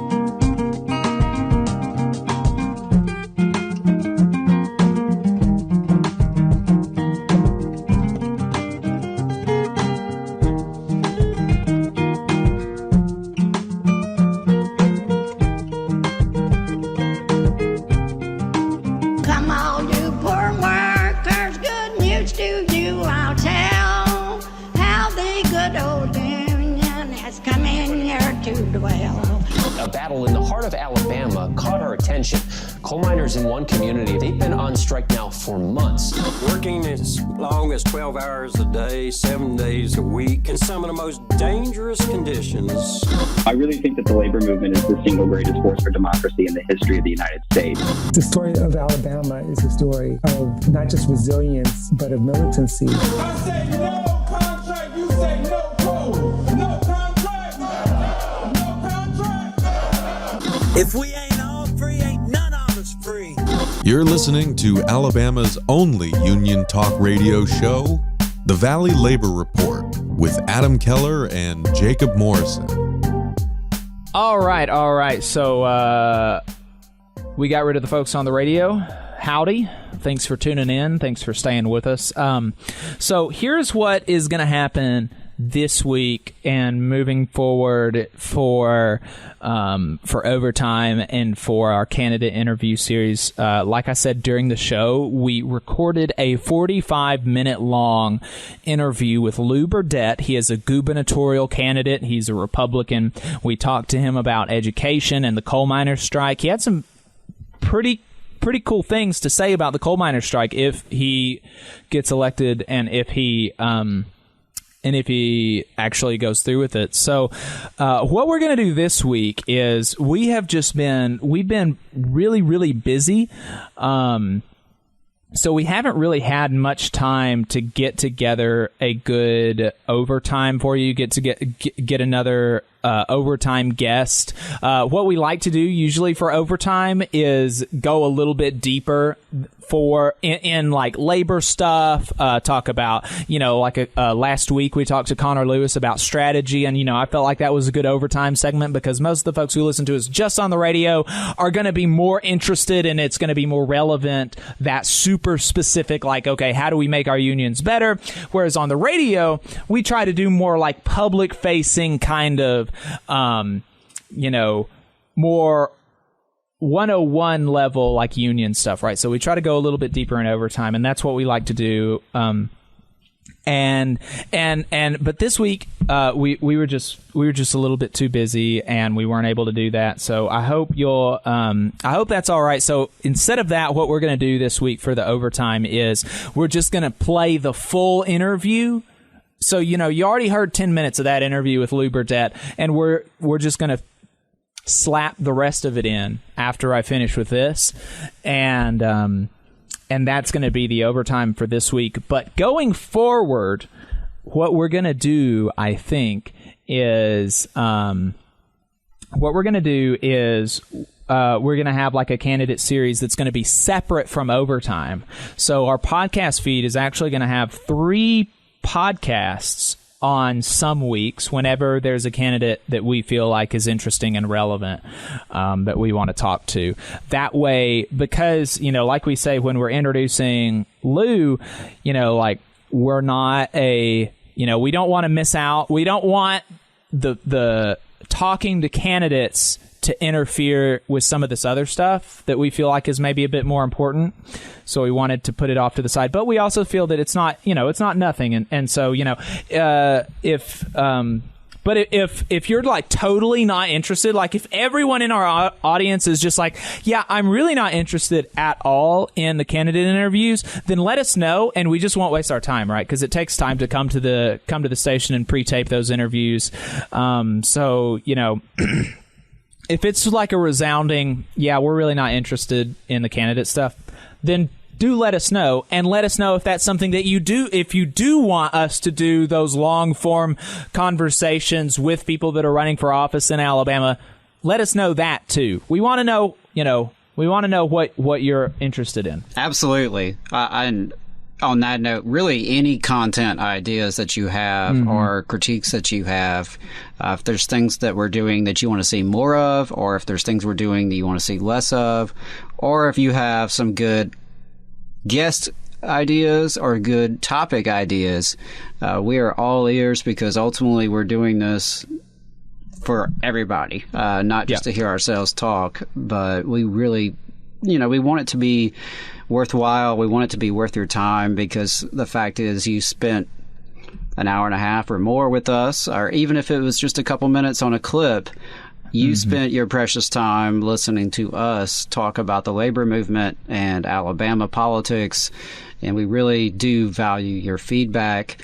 So please do keep those questions and concerns and ideas coming our way. We do take it seriously, and we appreciate it very, very much. Yep, absolutely. So with all of that preamble out of the way, here is the full, unedited conversation with Lou Burdett, candidate for governor. This is going to be a special episode of the Valley Labor Report with Jacob Morrison and Adam Keller. And it's going to be, I think, like a continuing series. And it's going to be Politicians Suck. That is... And I think, Lou, I've seen some of your interviews, and you would agree with me on that. And you know, I think I'm going to title it that. Maybe I won't, maybe I will. But because we're abundantly clear on this show that what's going to make your life better is, generally speaking, not politicians. It's going to be self-organization, getting together with your brothers and sisters on the job and in your community to make, and that's going to make a much quicker, more immediate, and more effective way of making your life better. And additionally, if you do that, you come together, form a union with your brothers and sisters, that's going to make it so much easier to get the things that you want from politicians, because you're going to have that organizational muscle to make them do it, right?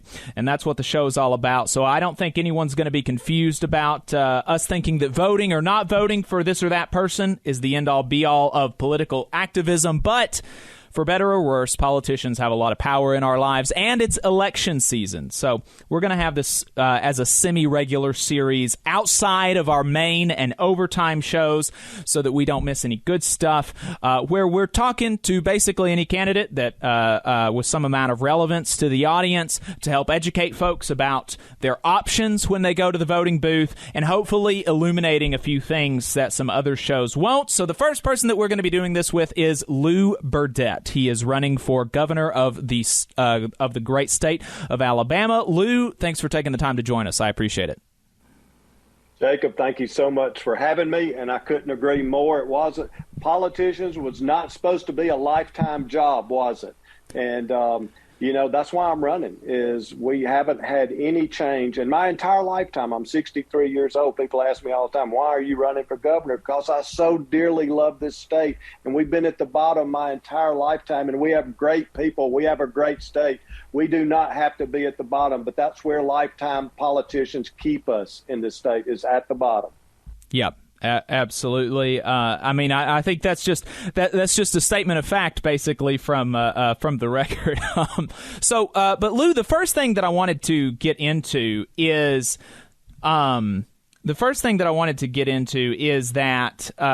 the first thing on your website, like if somebody goes to your website, which is LouIn22.com, that's a pretty easy thing to say, LouIn22.com. The first thing that you see about you is that you are a proven public company executive. And so, you know, this is something that you're proud of, right? That you believe is something that makes you more qualified maybe than not to be governor of Alabama.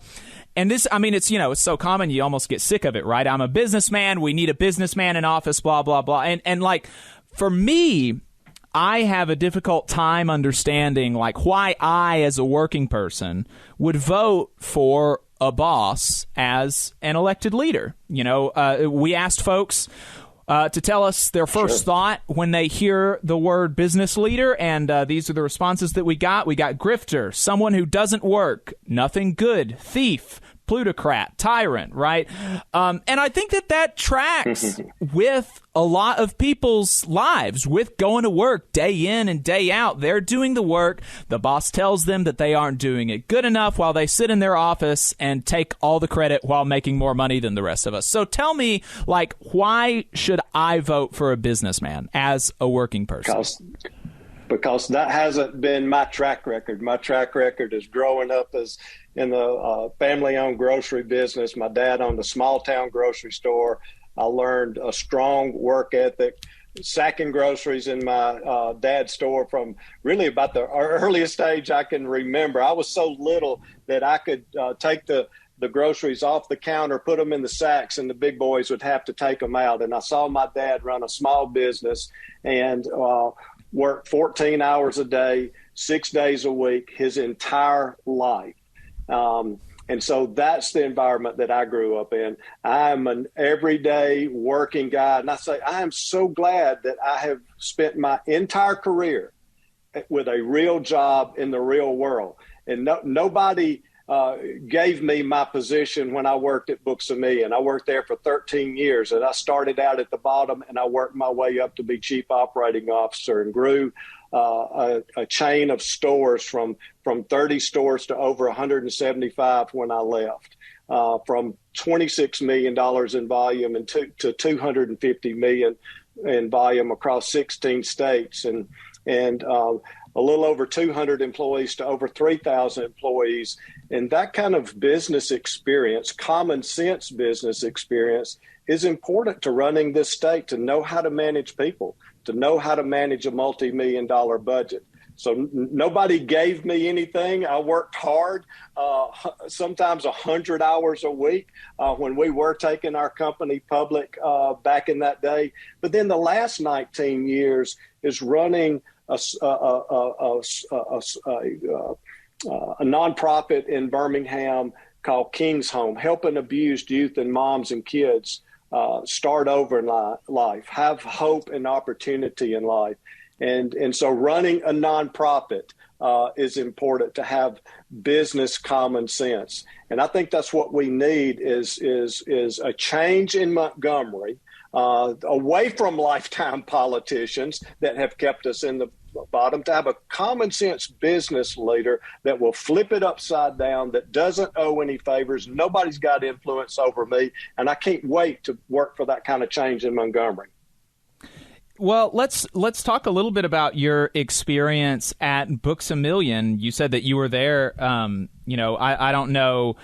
You said you worked your way from the bottom. I don't know what specifically position you started at, but you said you were there for 13 years and you got there, and by the time you left, you were the chief operating officer. And I just, I looked around a little bit, and some of these sites, it's not like they're 100% accurate, but I think generally speaking, they're more or less in the ballpark. And Glassdoor says with very high confidence that the average starting wage for a Books A Million bookseller is $9 an hour. Indeed shows basically the same, with general managers making $13 an hour, shift leads making $11 an hour. PayScale is another one of these types of sites that show basically the same thing, with benefit specialists and management like general managers, retail managers having the opportunity to get up to $23 an hour. So, that seems to me to be not good, right? I mean, I couldn't imagine having to live on $9 an hour. Could you? Oh, yeah, me either. But, I don't know what year that was referencing.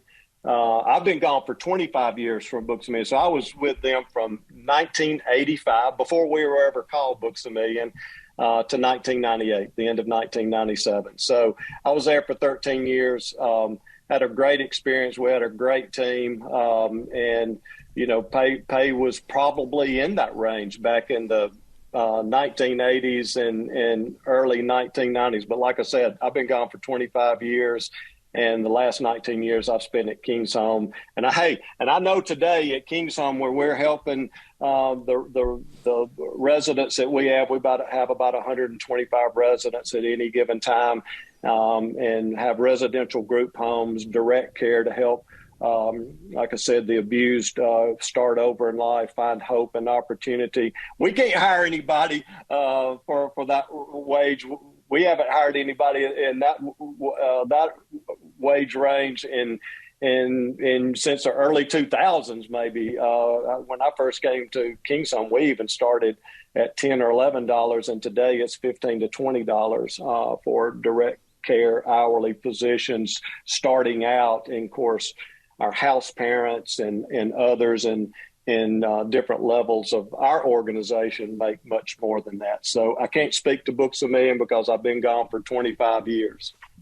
Gotcha. Okay, I see. I thought I was thinking that it was maybe a bit more recent. Those are numbers that are what it's like today. If you were to go and try to get a job at Books A Million, these are about the wages. I would be shocked if they could hire anybody. Hey, McDonald's hires for $15 an hour. I would be shocked if anybody could be hired for any job. I'm not talking. Well, about, I mean, there's a report that came out that in 2021.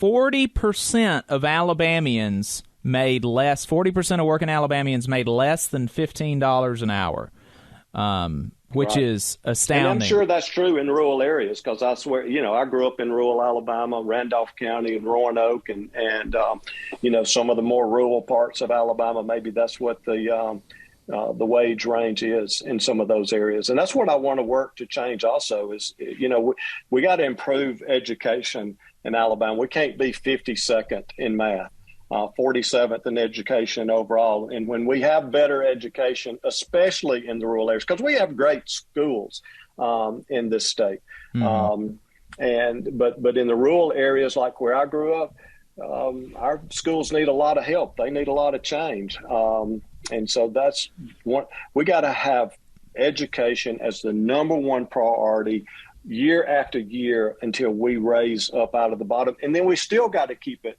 the number one priority, because unless we have better educated citizens, just like you're saying, we can't have better jobs. We can't have higher paying jobs. So I agree with you 100%, and that's got to be in all areas of Alabama, not just the metropolitan areas. Okay, so let's talk about education. You mentioned that's one of your top priorities. What would be the LU N22 education agenda? Take out Common Core. Common Core's got to go. We can't be 52nd in math. We're 52nd in math, and they just passed a bill today. To me, that's just heartbreaking. Today in the legislature, they passed a bill, hadn't been signed into law yet, but I'm sure the governor's going to sign it, that they're going to hire 700 math coaches to teach college degreed math teachers in our schools how to do Common Core math. If we have to hire 700 math coaches, teachers, to teach math teachers how to teach Common Core, then there's a problem with Common Core, and it's got to go. That would be my first priority. Then we got to budget right. 93% earmarking in Alabama, the highest earmarked state in America. The next closest is Michigan at a little over 60. That's got to change. We can't budget right. We can't budget right educationally.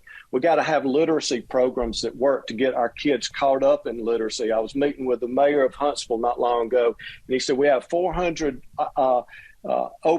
job openings at Mazda, new automotive plant in the Huntsville area, pays $50,000 to $60,000 a year starting, great paying jobs, and we can't get enough applicants to fill the positions because they can't read an application at a third or fourth grade level. So we got to have literacy programs that get our kids caught up in reading, and have dual enrollment, not for college credit necessarily, but for vocational credit. And we need that throughout the state, to have dual enrollments so that we can get kids on a career path for success in high school. That would be another top priority. And then taking our community colleges and retooling them so that we are prepared for professional jobs coming out of high school. Professional jobs like electricians. I was talking with the owner of a big electrical company in Birmingham. He said, my master electricians can make over $100,000 a year, and I'm desperate for electricians. These are the kinds of career paths for great careers that our young people should be pursuing, because not every kid needs to go to a four-year college. I think that we would definitely agree that we're very big fans of the trade union apprenticeship programs and the way that they do that, as opposed to the non-union apprenticeship programs, and the things that they are able to actually educate their apprentices about. I mean, the quality of work that you're going to be able to do coming out of a 4 or 5 year trade union apprenticeship program, as opposed to a 12-week, non-union apprenticeship program, is a lot different, and you can tell it in the wage differentials that you get between these non-union and the union trade jobs as well. It's something like, oh man, it was like 25 or 30, 40% of non-union trade workers are on government benefits, like they're on welfare. So let's talk about that in just a second. And just the last point on education is right now big debate is on school choice, and I'm generally for school choice, but what I'm really for, because we have about 80 kids in our program throughout central Alabama at any given time. These are teenagers that come from horribly abusive situations. In a child's zip code should not determine their educational future. And I see a lot of our kids that come into King's Home where they have been in areas where school choice would have benefited them. But where I grew up in rural Alabama, school choice isn't a big deal because parents can't afford to drive their kids over to the next county for them to have an opportunity to go to a different school. But what I'm really for is a child's educational savings account that goes directly to the child. Funds are allocated so that parents don't have access to that money, but it's used specifically and strictly for education so that parents can make the choice for their particular area where their child would get the best education. Is it in public school? Is it homeschooling? Is it charter schools? Is it a private school? And so parents would have that kind of choice to make those decisions for their children, where they would have the opportunity to do that. So that's what I'm really for, is seeing us allocate educational dollars, part of our budget, that goes directly to the child so that there is real school choice for the parents and it's strictly used for that purpose. Yeah, well, so I think that, Adam, I'm interested in what you've got to say, but we've talked about this a few times. We've talked about Del Marsh's bill a few times. I'm not for Del Marsh's bill. It's very similar to a lot of these other quote unquote school choice. I mean, they're really school privatization schemes, it seems to me, these vouchers, these things like that. And they don't seem to work. In Louisiana, after 2 years in the program, a student who started in the 53rd percentile dropped to the 37th percentile in math. By and large, those negative effects persisted through year 4, particularly in math and science. In Indiana, we saw initial dips in math that persisted for 4 years. An Ohio study showed that even after 3 years in the program, the negative impacts of using a private school voucher persisted. So, I mean, there are multiple studies that are showing that these quote-unquote education savings accounts, these school vouchers, they're not really working even for the people that use them. And, of course, it's not helpful for the people who are left behind to have their schools have less funding. And so, we do know some things that help schools perform well. We've got several schools in Alabama that are below the poverty line and actually have like test scores, which of course that's not everything, but they have test scores that are like higher than Mountain Brook.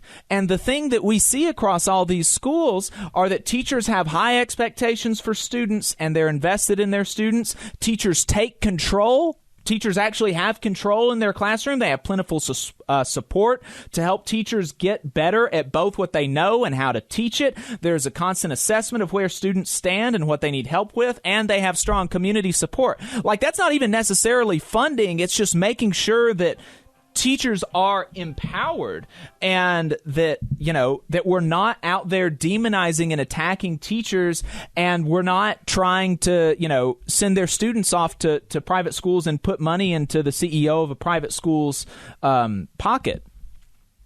Right. And that's why I said, I gave you lots of different options where parents could not. I'm not an advocate for private schools. I'm an advocate for choices that make sense. That could be a charter school. That could be homeschooling.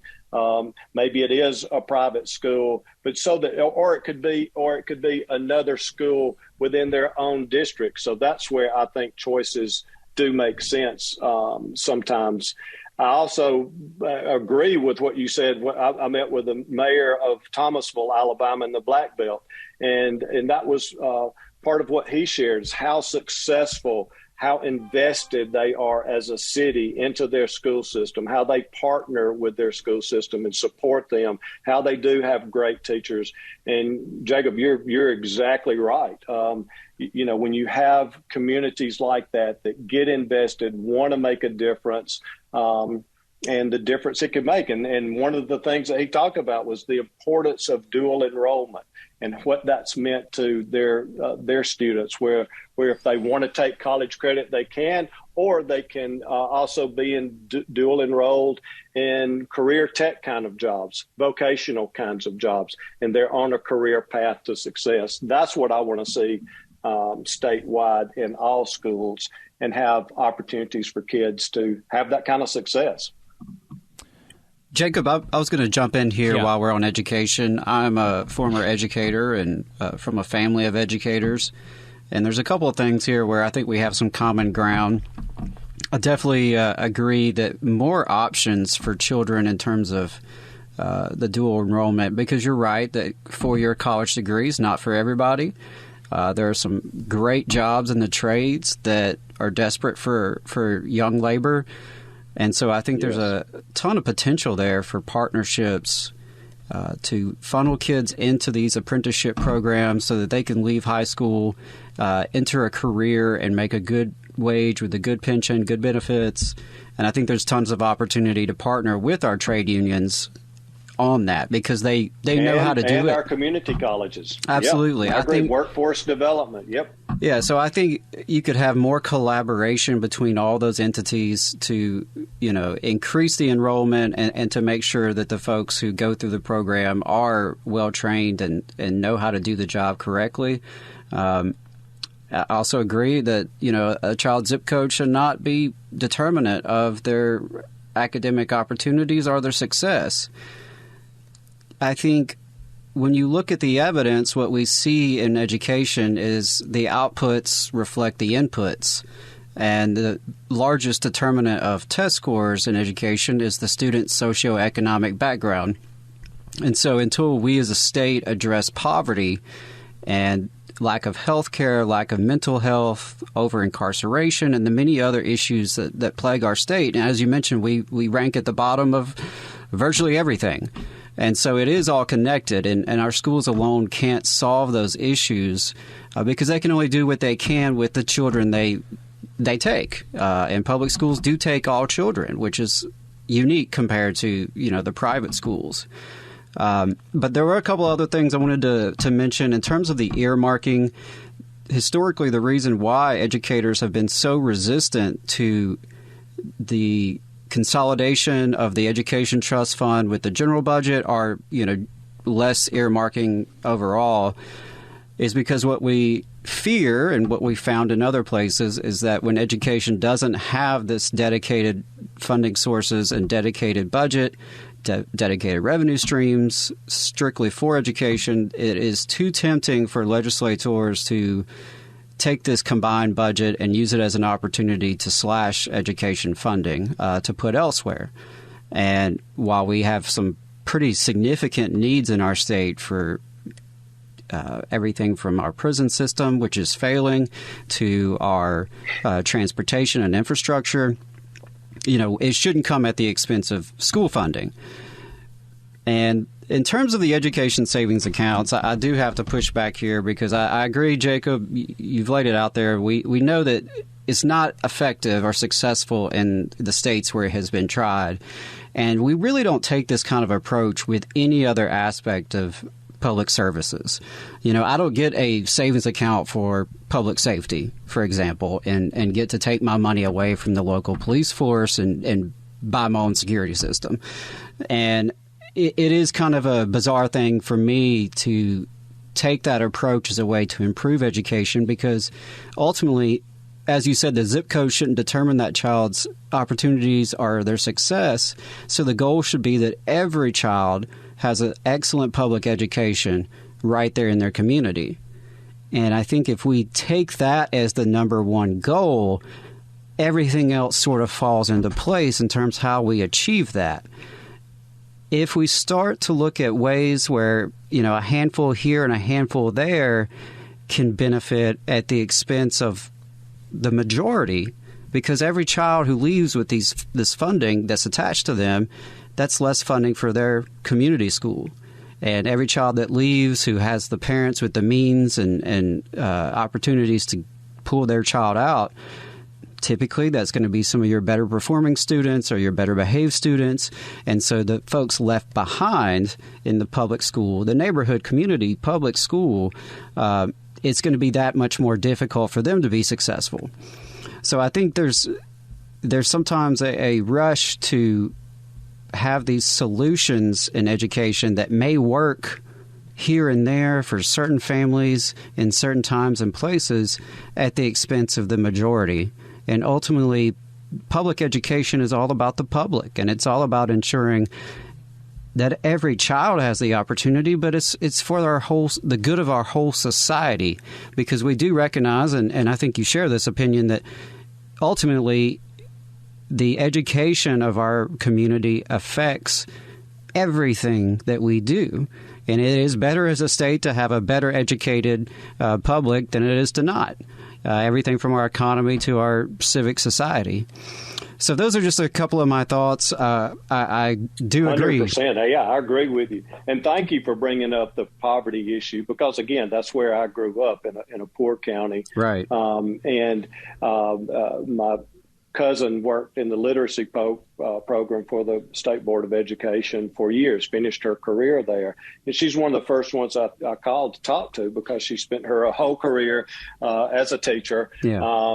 And committed to literacy program and advancing reading in Alabama and getting kids caught up. And she, exactly what you said, Adam, is that it's not just an educational issue in Alabama. It's a family dynamic issue with what's going on at home with those kids and what kind of support they get at home. And I see that at King's Home with the 80 kids that we have I can imagine. There, and what kind of support that we give our kids. And it's also the poverty issue that you brought up, that is all of that wrapped up, because if you got chaos at home and you got poverty at home, and the kid is coming to school with all of that baggage and coming to school hungry and hadn't been fed really over the weekend sometimes, that those are real issues across the rural areas of Alabama. And I agree 100% that we have to have programs that work to advance education for all kids in this state. And if some of these programs work in some areas, but we got to make sure that we're promoting and helping kids in all areas. That's why I said school choice doesn't work in all areas. That's why I'm not this big, huge advocate of school choice, and I said that at the beginning. It doesn't work in rural areas. So we have to have different programs in the rural areas to help specifically help those kids. And that's why I use Thomasville as an example, of a community that is committed to getting behind their school system and partnering with them and supporting them. And the advances that they've made have really been phenomenal.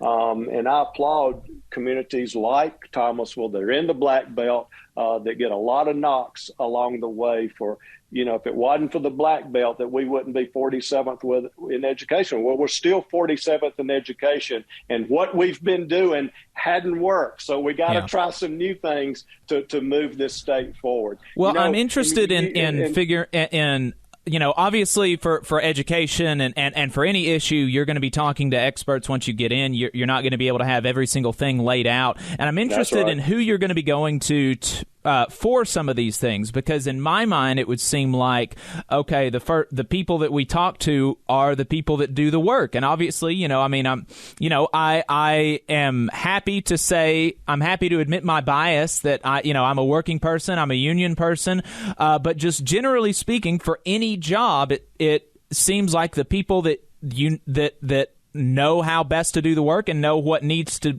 be done to do the work better are the people that do the work. And so I'm a bit concerned about your position or your stance towards organizations like the AEA because,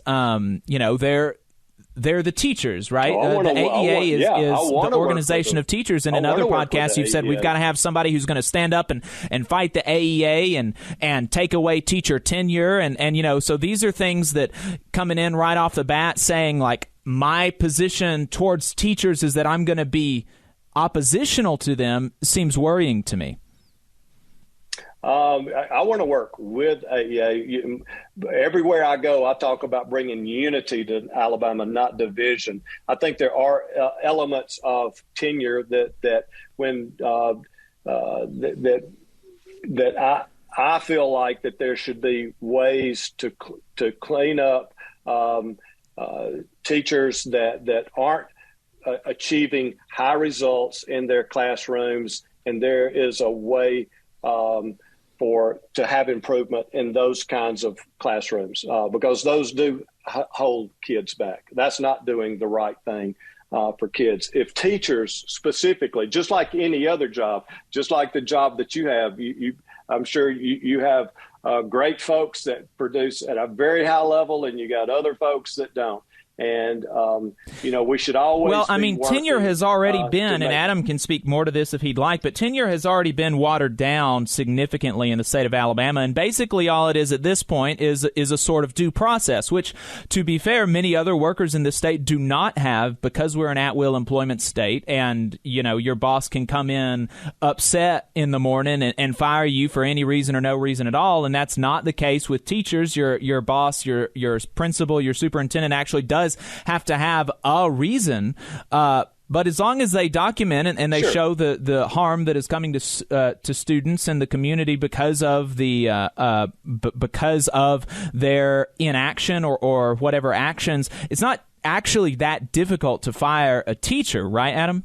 Oh, it's not. I was personally involved in a couple dozen of these type of cases where tenured educators were terminated. They had no chance of appeal except for on procedural matters. I personally never saw a single one that won their case because once it got to that point, the school district did have the evidence, and they felt the superintendent, of course, felt positive. They had a majority support on the school board.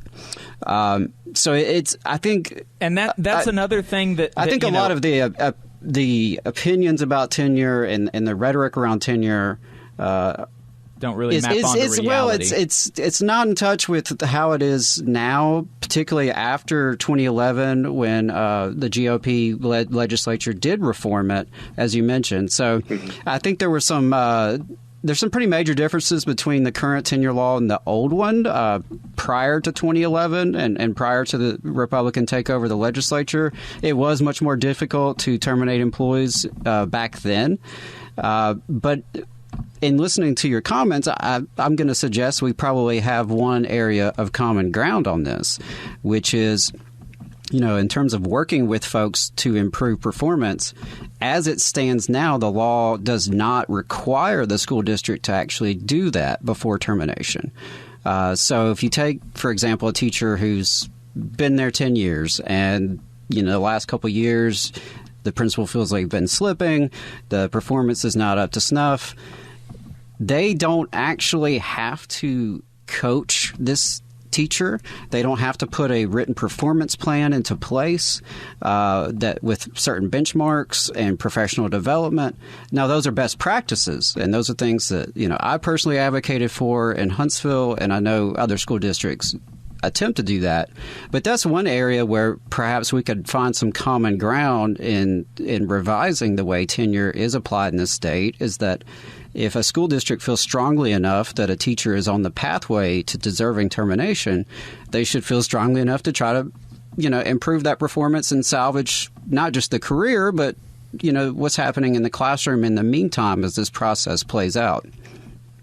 And I think that's where Mississippi's done a good job of Professional development for teachers, I think that's where they've surpassed us in the last 5 or 6 years. We can't say thank God for Mississippi anymore. They're not 52nd in math. We are. And so as a Mississippi native, I got to say that concerns me when we're battling back and forth for last place. And if Mississippi's passing us, we got some catching up to do. But I do want professional development for teachers. I want to partner with AEA. I want to partner with teachers.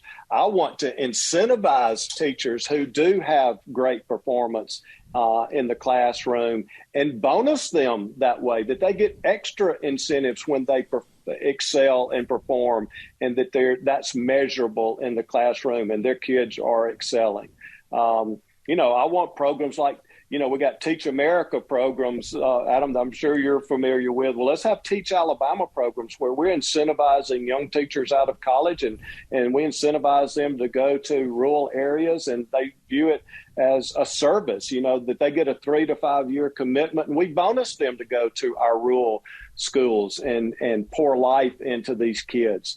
That's the kind of advances that I would like to see in education and support our schools and support our communities, so that we're partnering and helping. And I think AEA would be, I think they would be very positive to those kinds of things. I think they would like to have incentive programs so that their teachers could make more money when they perform at high levels in the classroom. I think that's what we want for all teachers, and we want it for all kids. And let's support teachers developmentally also in their careers. Yeah. As we are, we're coming up on where you've got another event here pretty soon, so I appreciate your time. Want to be respectful of that.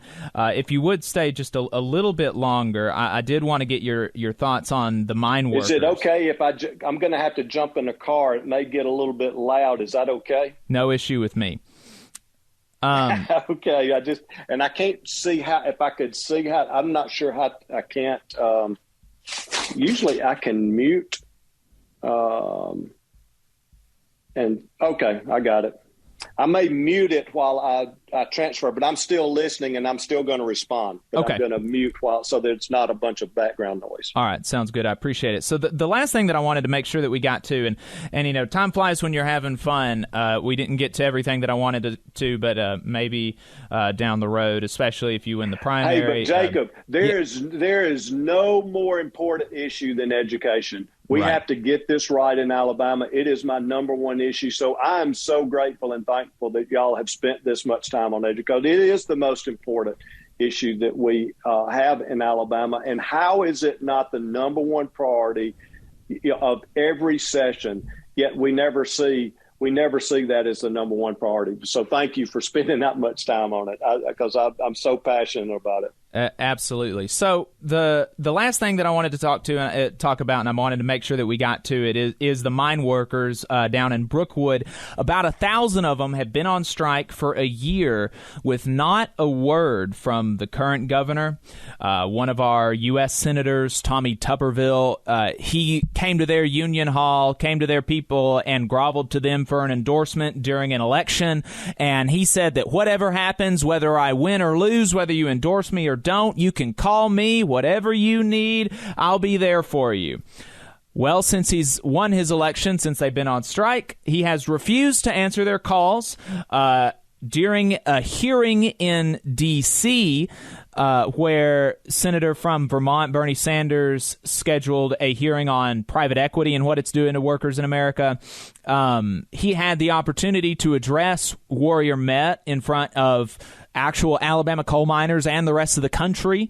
And instead of talking to them about why the CEO was able to retain his position after bankruptcy in 2015, why he got a $4 million raise, why the board of directors has stayed the same, why they gave the workers a $6 an hour pay cut, why they took away the pensions, why they took away significant parts of their health care. Instead of doing anything like that, instead of talking to them about why aren't they coming to the table and giving them a good deal, he literally read from a Warrior Met press release about how much the coal miners there make in Alabama.